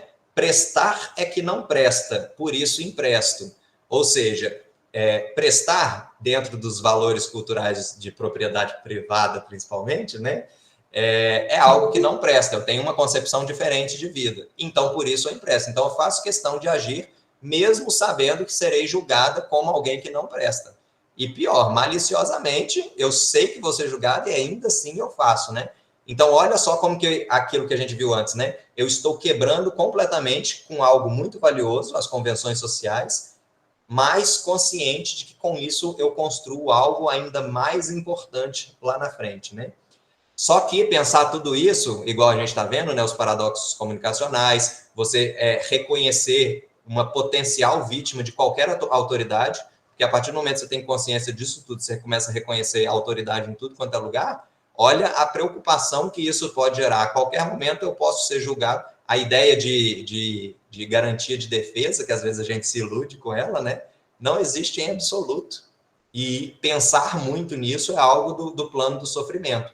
Mas aquele negócio, né? É melhor ter consciência de tudo isso do que não. Aquele negócio de ignorância é uma bênção, eu não gosto muito, não. Porque senão você só ia sofrer mesmo e nem sequer saber por que você está sofrendo. Você pode sofrer, mas você sabe pelo que você está sofrendo, você ainda tem repertório para lutar contra isso. É menos pior, na minha concepção, né? Valorizo quem tem repertório comportamental. Então, isso é algo que é interessante. Ela fala, viabilizo a prática, porque o mundo é meu. Como ela já desconstruiu a ideia de pertença, de posse lá antes, agora ela assume uma posição abjeta, então ela pode usar. Eu já desconstruí a ideia de propriedade, me acusam de ser contra a propriedade, então eu, Carmen, né, a personagem ficcional aqui, eu, Carmen, posso me desvaler dessa ideia de propriedade e posso também usá-la a meu favor, se eu quiser. Eu posso qualquer coisa, né? Desde que os princípios estejam. E os princípios aparecem aqui também, né? Então, eu empresto a minha sensibilidade ao mundo, a perspectiva aí do amor antes, né? Tendo conhecimento do meu amor lá que o Jean Genet falou, daí então surge a inteligência. Posso pegar o que eu quiser dele, sou dona e produto. Qual que é a chave de análise, né? Dependendo de uma chave de análise ou da outra, é as duas coisas. Original, essa lenda assustadora. Então, a ideia das abstrações míticas que causam espanto, né? E através do medo controlam as pessoas. Então, a ideia de ser original mesmo, que na escrita tem demais, né? Ah, determinado autor não é original. Ora, como que isso é controlador, inclusive, sobre a psique, né, humana, né? Isso é algo bastante interessante, né? Num acesso de superioridade, aquilo que a gente falou, né? O ato momento do sujeito que está lendo o mundo, ele é a autoridade naquele ponto. Lembra o Kafka também? No ato momento que ele está escrevendo a carta, ele assumiu muito momentaneamente uma posiçãozinha de autoridade, bem da mequetrefe, mas assumiu uma posição de autoridade ali perante o pai para poder dizer. Ele teve o espaço, né, para isso. Se esse espaço foi acreditado depois ou não, a carta não foi nem enviada e tal. Mas olha a ideia do acesso de superioridade como fazendo esse recorte filosófico exatamente do ato momento do dizer, do escrever, né? O espaço de luta aqui é exatamente a publicação do livro, colocar no mundo esse texto. E aí, sentir-me digna de emprestar, então aí ela já fez a virada epistemológica da arte abjeta, né? o que nem é meu, porque notei o caos disso tudo, gerar a roda da imprestabilidade, né? Que é um valor que, então, está pressuposto aí muito maior do que os valores de propriedade privada, por exemplo, do mundo. Estou aqui para oferecer-lhes o pão, então, aquela ideia da entrega absoluta, e assumir toda e qualquer culpa. Chegou exatamente no nível do Jean Genet, que é quando ele fala: qualquer acusação, mesmo injusta, aceitarei e faço mais. O toda e qualquer é bom, né? Aceitarei e faço mais. Ainda encontro eu mesmo as razões para te dar razão. Eu não vou ser a pessoa violenta a ponto de falar você está errado. Até nisso eu vou dizer você está certo. Então, esse ponto de renúncia é algo bastante interessante, né, nessa virada epistemológica da arte abjeta, porque ela consegue exatamente demonstrar esse limite da interpretação e demonstrar a autoridade a cada segundo, a cada momento, em cada lugar, né? E aí permite que a gente não tenha inocências para poder conseguir lidar de uma forma mais consciente com esses problemas que nos afetam a todo momento, né? E aí é interessante, eu não coloquei aqui, acabei esquecendo um trechinho do Jean Genet também, que eu gosto muito, que é quando ele está falando de um dos sujeitos que ele conhece também, que é um dos poucos caras que ele valoriza mais, apesar de no texto parecer uma história de amor por vários, o Jean Genet tem um que ele se apaixona um pouco mais, e aí ele fala sobre ele, né? Que eu até uso de epígrafe às vezes. Na rua ele se exibe, só anda no meio do asfalto. De noite, a uns ele oferece amor, a outros porrada. E aí você tem vários elementos que podem ser discutidos em cima, né? Mas eu acho que deixa muito claro esse elemento do não ter a inocência, né? Então, assim, se exibe, tá no meio da rua, asfalto e tal. Aparenta ser, numa chave de análise, uma personalidade forte, né? A pessoa que anda no meio da rua, se exibindo e etc. Só que a ideia de personalidade forte, a gente costuma associar muito rapidamente a um comportamento estanque. Só que esse sujeito não, ao mesmo tempo que ele tem uma personalidade forte, ele tem uma personalidade fraca, porque ele se adapta a cada um com quem ele interage. A uns amor, a outros porrada. Então, tanto você chame de personalidade forte, tanto você chama de uma pessoa instável que muda de modos de agir, né? Que seriam a composição de uma ideia de personalidade aí, você consegue justificar de toda forma. Então, esse sujeito que tem uma imagem de poder, porque tá na rua, amor ou porrada, também é uma imagem plena da abjeção mais pura, porque ele consegue assumir qualquer que seja o adjetivo abjeto que seja colocado. E aí a gente coloca em jogo toda essa questão interpretativa no nível da minúcia para esses textos todos. Certinho? Agradeço, 30 minutinhos. Vamos agora para o cativado do Pequeno Príncipe. Raquel, abra sua câmera, se apresente, vamos juntos. Boa noite, estão me ouvindo? Eu tô bem. Acho que abriu. Aí foi.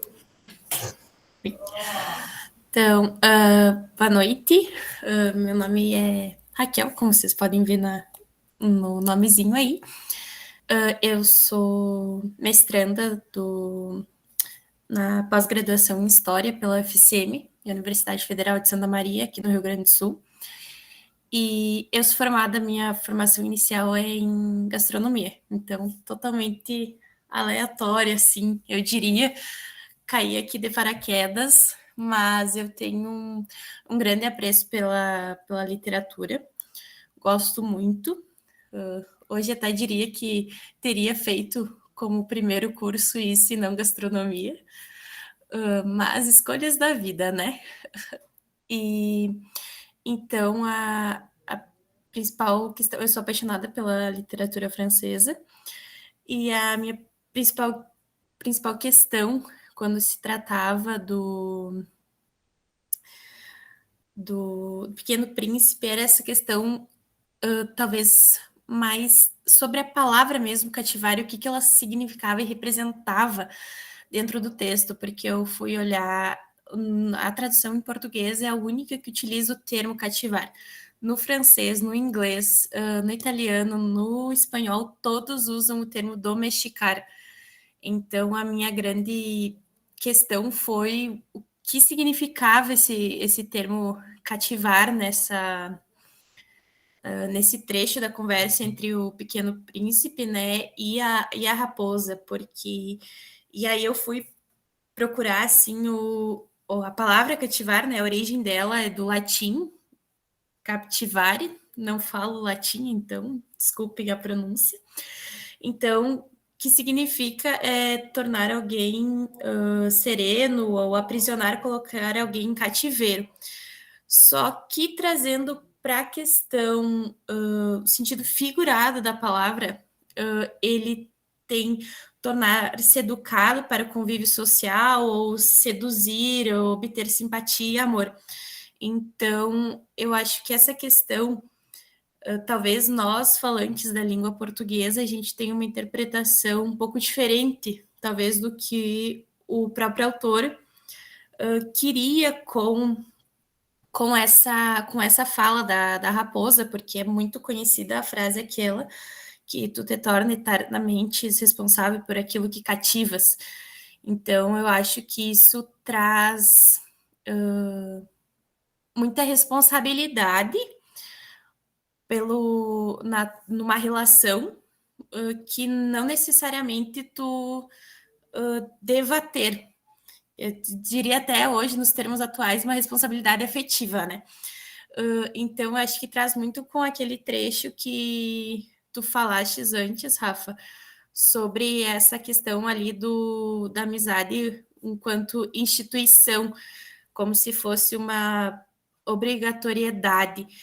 E então eu acho que esse diálogo da raposa põe muito à prova isso, porque eu pelo menos interpretei a minha vida inteira como o cativar num sentido bonito, no sentido legal. Eu acredito que todo mundo que usa a palavra cativar use no sentido legal, bonito da palavra, e não necessariamente a gente não pensa no que realmente significa, que é cativar, é aprisionar, é domesticar aquela relação. Então, o fato, porque trazendo talvez para a questão dos animais domésticos, a gente acaba desenvolvendo uma relação. Então, a gente se torna responsável por ele, por aquele animal que a gente tem em casa, ele é domesticado, mas não necessariamente ele tem claro que ele tem de maneira irracional uma resposta afetiva a gente, mas ele não tem obrigação nenhuma. Exatamente o que a Natasha falou, essa frase do Pequeno Príncipe se tornou o lema do pessoal da responsabilidade emocional. Então eu acho que é muito uma interpretação talvez errônea que a gente faça justamente pela tradução. Talvez se tivessem traduzido com a palavra realmente domesticar, não seria tão... seria talvez diferente essa interpretação que a gente tem. Eu acho que talvez nós acabamos, por essa falha da tradução, talvez, a gente interpreta de uma maneira diferente que talvez o autor realmente não queria que a gente tivesse interpretado. E aí o meu questionamento é para vocês, linguistas, eu acho que é assim o termo que se usa, né? O porquê, qual a justificativa para a gente realmente usar esse termo cativar e não o termo domesticar, que seria literalmente a tradução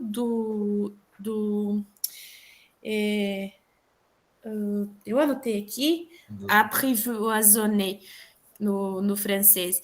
Então, eu me questionei muito, assim, eu acho que as frases do Pequeno Príncipe, elas foram tiradas muito de contexto e largadas frases de foto de legenda do Instagram. Assim, então, principalmente essa... Instagram, né?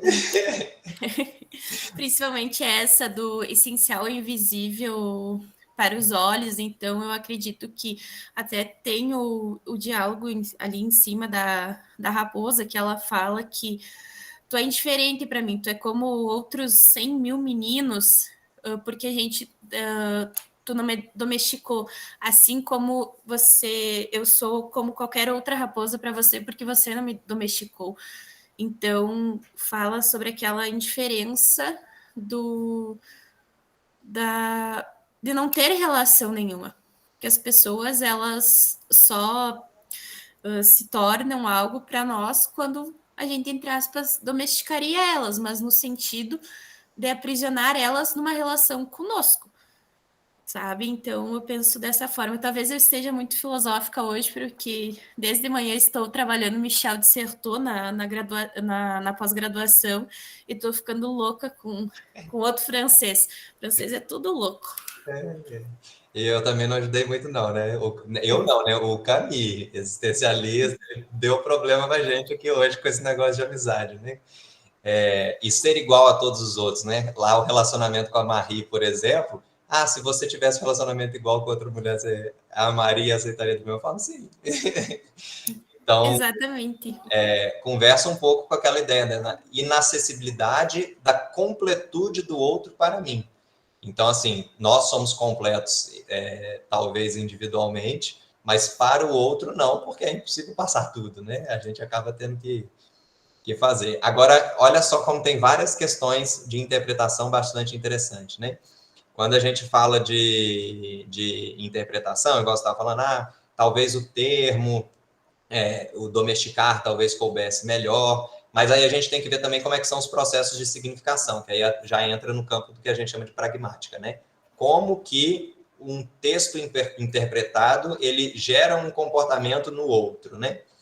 Então, o domesticar, talvez, para a gente, ele tem algo mais pesado do campo do institucional, né?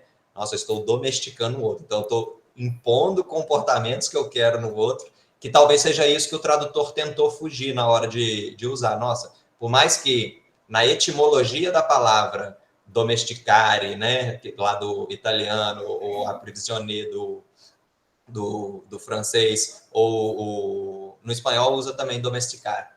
Então, eu acho que ele fugiu um pouco da literalidade para poder passar melhor o sentimento, que é uma construção cultural, né, do que seria para a gente a ideia do cativar. Porque para a gente o cativar, por mais que etimologicamente venha de cativeiro, o sentido denotativo, a gente já operou uma primeira variante do sentido geral feito, né?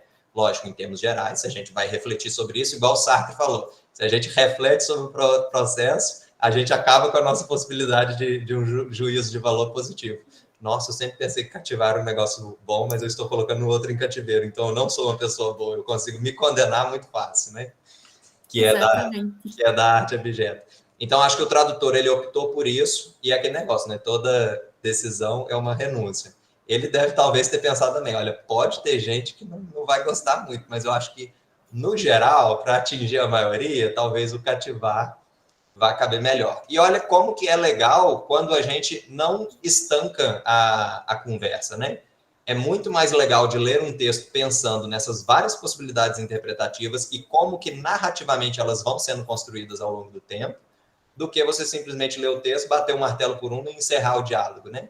Então, se eu penso domesticare e eu penso nos comportamentos de condicionar o comportamento do outro conforme eu quero, porque a gente sempre condiciona o comportamento do outro, só que eu posso condicionar dando liberdade, né? Digamos assim. Não necessariamente é condicionar como eu quero, né? Que é o processo de autonomia que a gente trabalha. Mas condicionar, ele sempre acontece. Só que a ideia do domesticar, olha outra reflexão que a gente já pode trazer no processo associativo, né?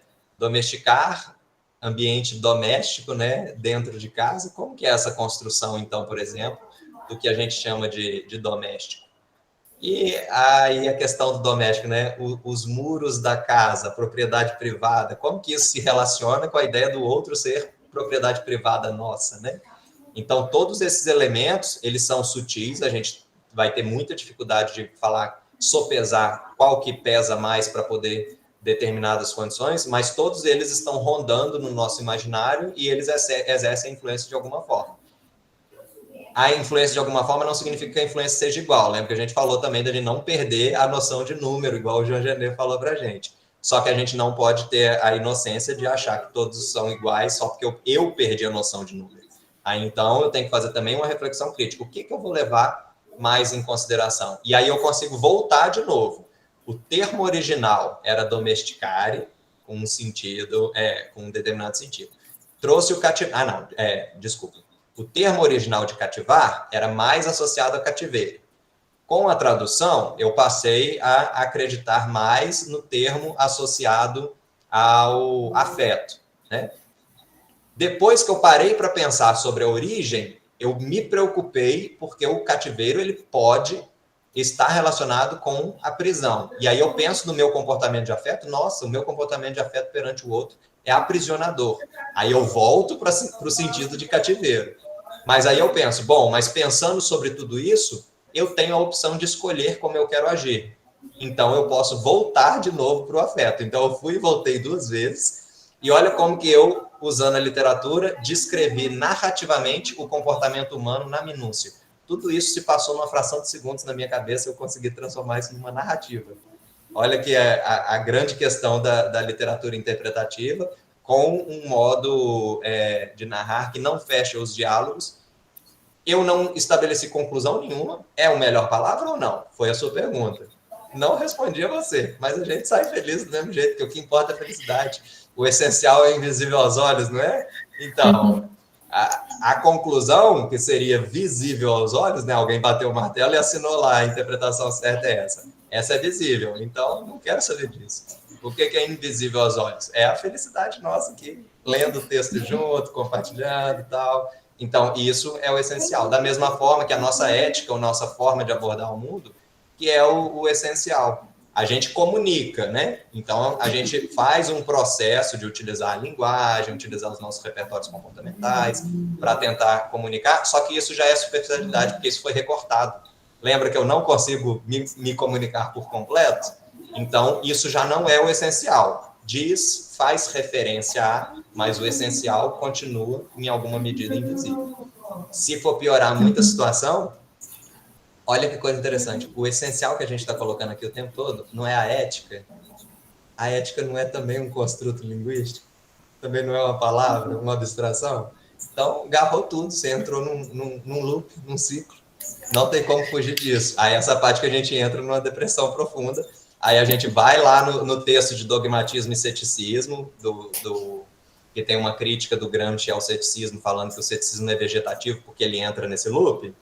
E aí tem uma solução depois. Então, eu acho que é o Zamites. Ele é um estudioso do ceticismo que ele depois vai superar isso. Ou então é o Smith, que é um estudioso do ceticismo brasileiro também. Que ele vai estudar isso e vai falar, olha, como isso é um princípio insolúvel, ele não é o problema, ele não é essencial. Porque a opção dogmática também, ela parte de princípios. Então, o ceticismo parte do princípio de que nada é a prioristicamente certo e verdadeiro. Isso também é um princípio, então isso seria a implosão do ceticismo, mas pelo fato de ele ser idêntico ao outro, isso não é um critério separador. Se não é um critério separador, não é um critério de legitimidade. Então, a gente pode passar por cima disso. Aí a gente volta a conseguir caminhar feliz. Aí a gente fica sempre no ciclo, né? Penso sobre o meu comportamento, me entristeço. Penso sobre meus princípios, me alegro e sigo em frente.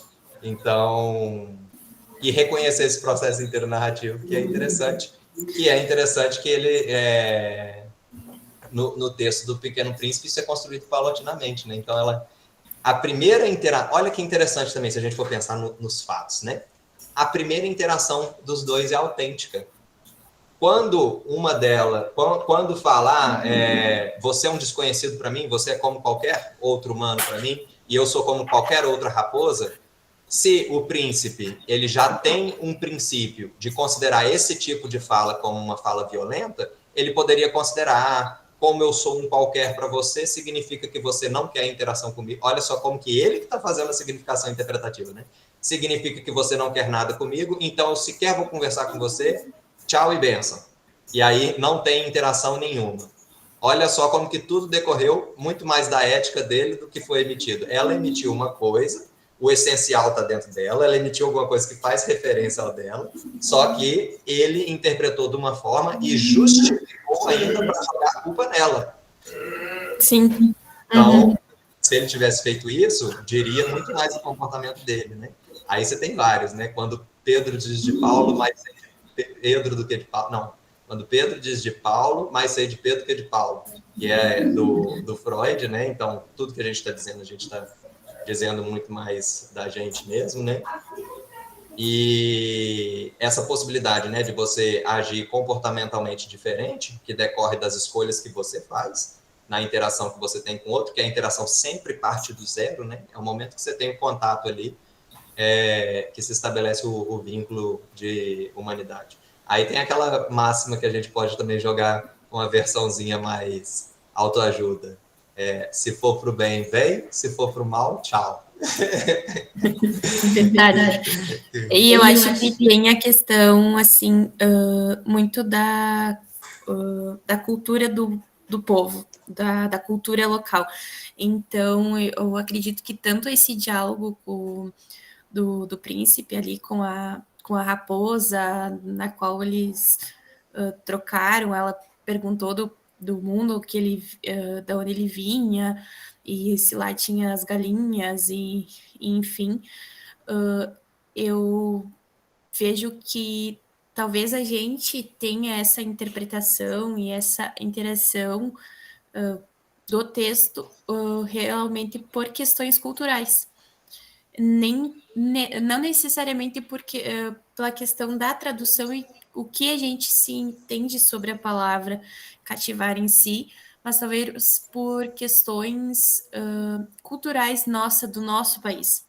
Talvez se esse mesmo texto for aplicado a outro local, a outro país, a outra cultura, a outro costume, ele seja interpretado de uma forma diferente, realmente como o sentido negativo, talvez, da palavra, e a gente tenha a gente entende essa palavra, o cativar, ou enfim, essa fala aí, como algo positivo, de nutrir uma amizade,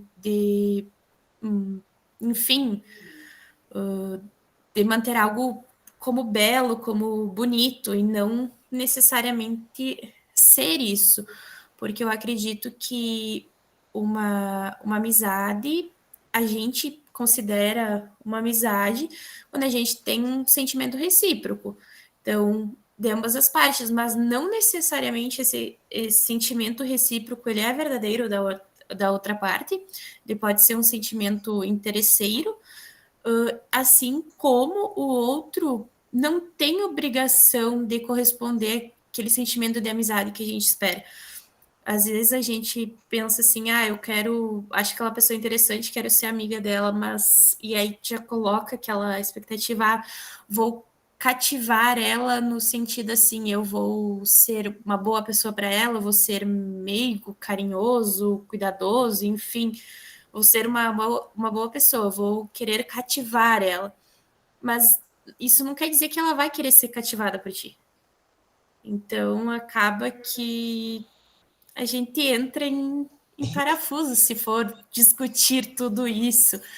E tanto que aí essa questão da tradução, meu professor de literatura na época do ensino médio sempre disse que o melhor é quando a gente lê um texto, ele 100% integral, né? Conforme ele foi escrito, na língua na qual ele foi escrita, e tentar sempre entender o contexto que ele está inserido, aquele texto, quando foi escrito. Então, o Antoni, que foi o escritor, ele foi logo após a Segunda Guerra Mundial, a primeira não me recordo, então faz muita conotação ao momento da vida que ele estava vivendo. Então, quem sabe ele traz esses personagens fictícios, esses personagens inanimados para a animação da fala. Eu sei que tem um termo dentro da literatura para isso, mas eu não me lembro, faz muito tempo que sei do ensino médio. É a fábula que você quer falar? Né?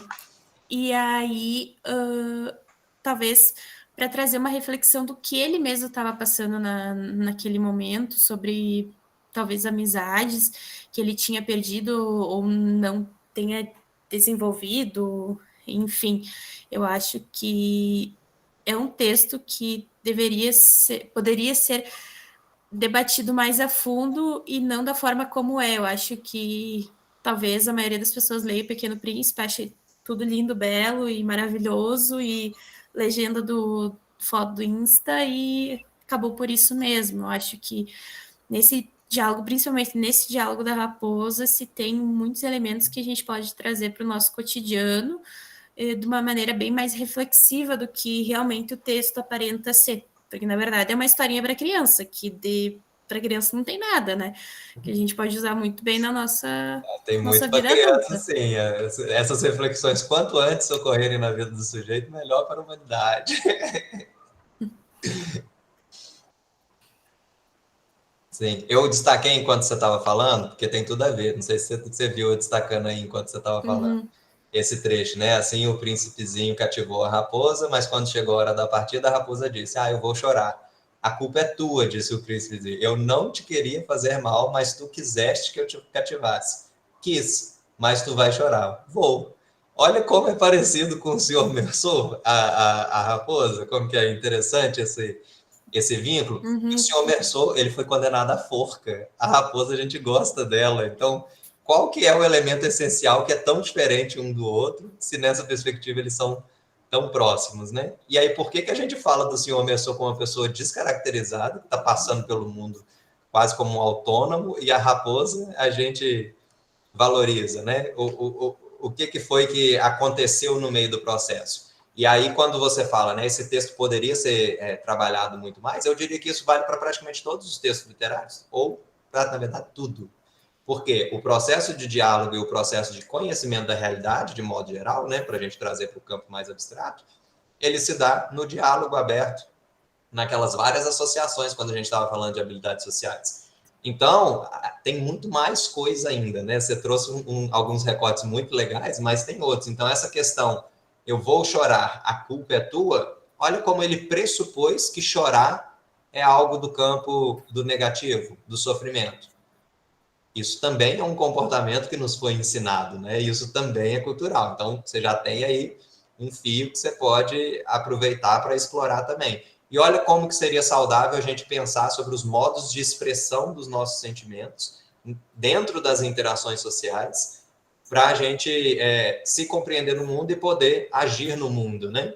Então, e como que, de novo, eu fazendo a crítica ao povo do autoconhecimento que só olha para si, né?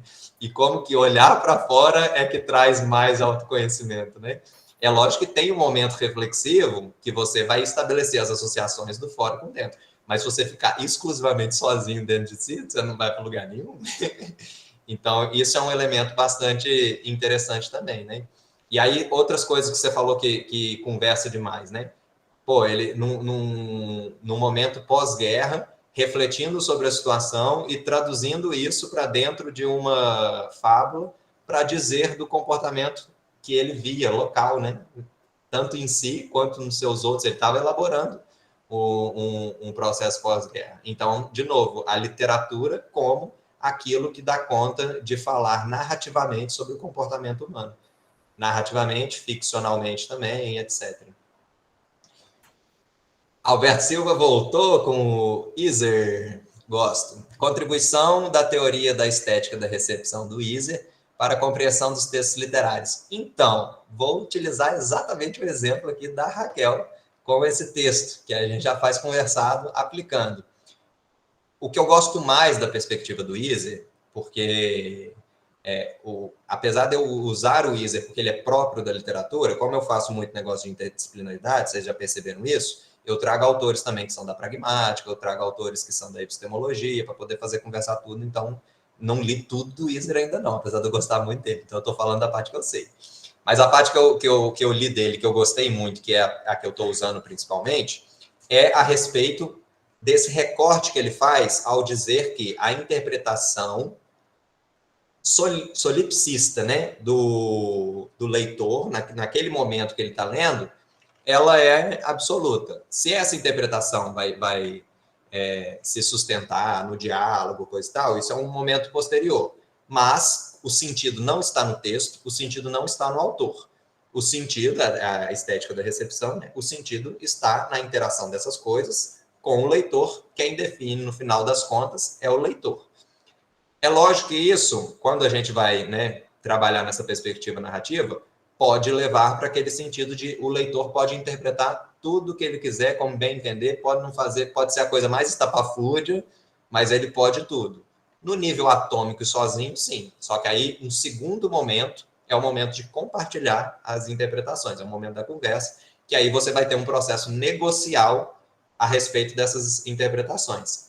Então, a teoria da estética da recepção do Iser, para a compreensão dos textos literários, o que eu acho mais legal dela é porque ela tem esse caráter de gerar um efeito de abertura de diálogo. Quando diz que o sentido está no leitor, automaticamente você convida as pessoas a compartilharem as suas interpretações. Esse texto fez sentido para você como? Esse texto fez sentido para você outro como? E como? Como? Aí depois que as pessoas disseram como fez sentido, aí você tem um segundo momento, que é o momento negocial, né?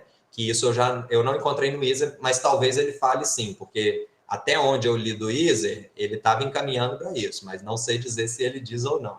Mas aí essa segunda fase seria isso. Bom, se você pensa uma coisa, se você compreendeu o texto de uma forma, o outro compreendeu o texto de outra forma, vamos agora sentar aqui na minúcia e descobrir quais que foram os caminhos associativos que fizeram com que vocês lessem os textos diferentes. Então, a questão não é nem um embate para dizer quem leu certo. A questão é tentar compreender os processos de leitura de cada um. E se a literatura diz do comportamento humano de modo narrativo, não só a literatura, na verdade, toda a linguagem, né? Essas pessoas dialogando sobre as associações que fizeram da sua história de vida, das outras coisas que leram com o texto literário para conseguir chegar na compreensão que elas tiveram do texto literário, elas estão descrevendo o comportamento delas no ambiente social delas também. E com tudo isso, o que a gente atinge no final das contas é uma compreensão não só dos textos literários, mas uma compreensão da realidade humana e dos modos de convivência, como eles estão se dando, como a gente gostaria que fosse. Até porque a gente não está na mente do escritor para saber 100% o que ele pensou quando escreveu aquilo, exatamente. E aí isso também é um recorte de pesquisa. É super importante e legal a gente pensar o contexto que o escritor escreveu, igual você estava falando, né, Raquel? Sobre o contexto do pós-guerra, porque isso faz a gente pensar outras coisas, fazer outras associações. Mas se a gente quiser fazer um recorte diferente, a gente também pode. Olha que legal. Vamos analisar como que as pessoas estão interpretando as frases, as máximas do Pequeno Príncipe no Instagram?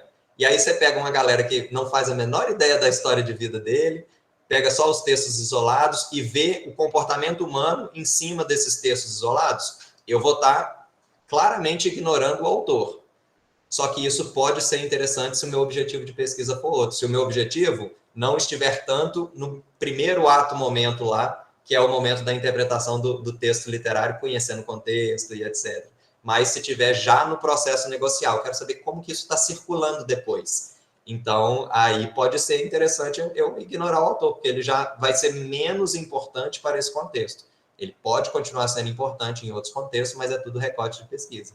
E aí, sim, uma frase bonita não resume o livro. Na verdade, nada nunca resume o livro, né? Mesmo quando você faz uma sinopse, tenta explicar tudo, faz uma resenha crítica, coisa e tal, você fez escolhas ali, você nunca vai resumir o livro no final. Mas aí o legal de tudo é você ter consciência do processo. Olha, eu escolhi falar disso, porque o meu objetivo foi esse, então eu fiz esse resumo. Se eu quisesse outra coisa com resumo, eu resumiria de outra forma.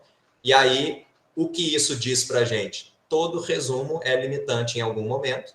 Isso não deslegitima o resumo. Só que quem for ler o resumo tem que ter a sagacidade, né? Não ser inocente de achar que é o livro.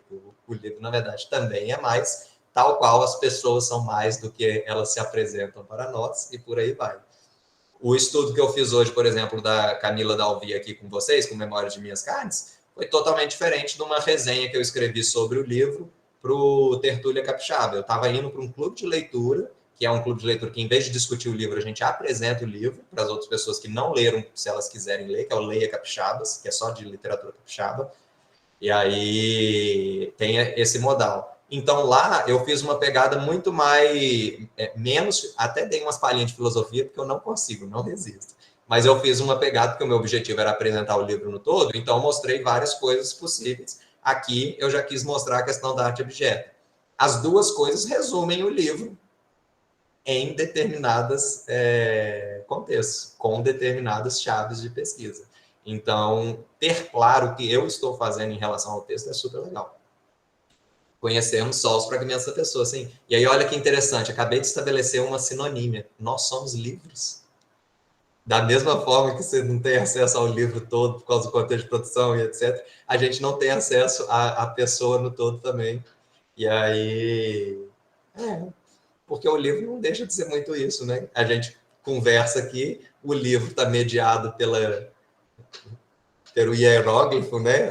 A letra desenhada lá, que na verdade nada mais é do que pontinhos de carvão, se for a lápis, por exemplo, aí depende da tinta, o que for, mas não deixa de ser, é o discurso e é como aquilo te afeta. O que você faz com isso depois só depende de você até certo ponto, né? Se o recorte de pesquisa for atômico no indivíduo, só depende de mim.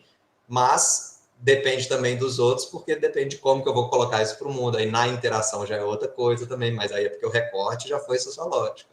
Então, a tal da metodologia, ela está muito mais presente na nossa vida do que a gente imagina. A gente ignora, mas ela continua do nosso lado. É igual a ansiedade. Às vezes a gente está ansioso. A gente fala para ela ficar quietinha aqui no nosso ombro e vai em frente. Tá com medo, mas tem que apresentar? Fala, ó, medo. Pode ficar aqui do lado, toma um cafezinho, a gente vai junto e tal. Eu vou te ignorar enquanto eu estou apresentando, mas ele está ali do lado. Metodologia também. É obsedante o negócio. Muito bom. Raquel, você quer falar mais alguma coisa muito importante que você gostaria de falar? Porque a gente já extrapolou 6 minutos. E eu deixo em aberto também, pessoal, quiser perguntar para a Raquel.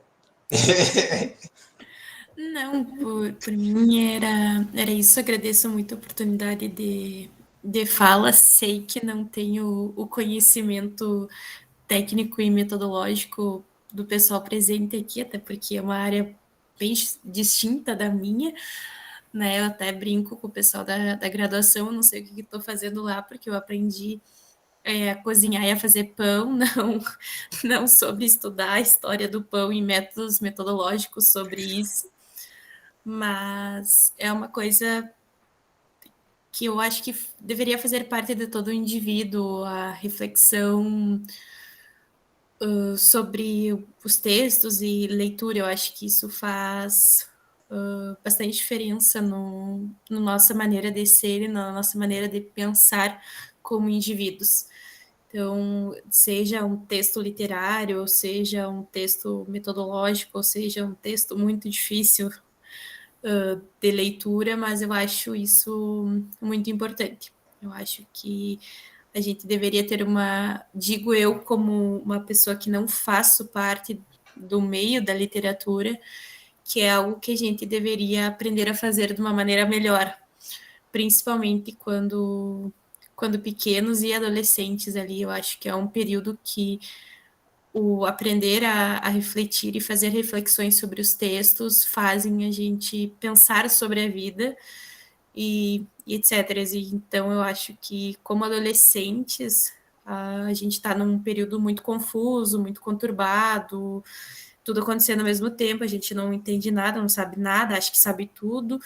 Então, eu acho que isso acaba, esses pensamentos, essas reflexões sobre o texto acabam, de certa forma, nos ajudando e nos apoiando para a gente pensar melhor sobre a nossa própria vida. Com Eu acho que certeza. é isso. E aí o grande segredo é qual que vai ser o método que vamos usar para cativá-los às reflexões que a literatura inicia apenas, né? Pois é, e todo cativar, como o próprio texto já diz, a gente refletiu aí, né? Ele começa de uma interação do zero, né? Ele não existe a priori, né? Então, é o famoso trabalho de base, a gente tem que ir lá no miudinho e chamar para conversa junto. Legal demais. Bom, última chamada. última chamada para perguntas ou no chat, ou se quiserem abrir o microfone, etc. Porque aí depois eu vou dar autorização para a administração interromper a gravação, para poder a pergunta e a resposta ficar gravada, né? Que aí é legal para os outros.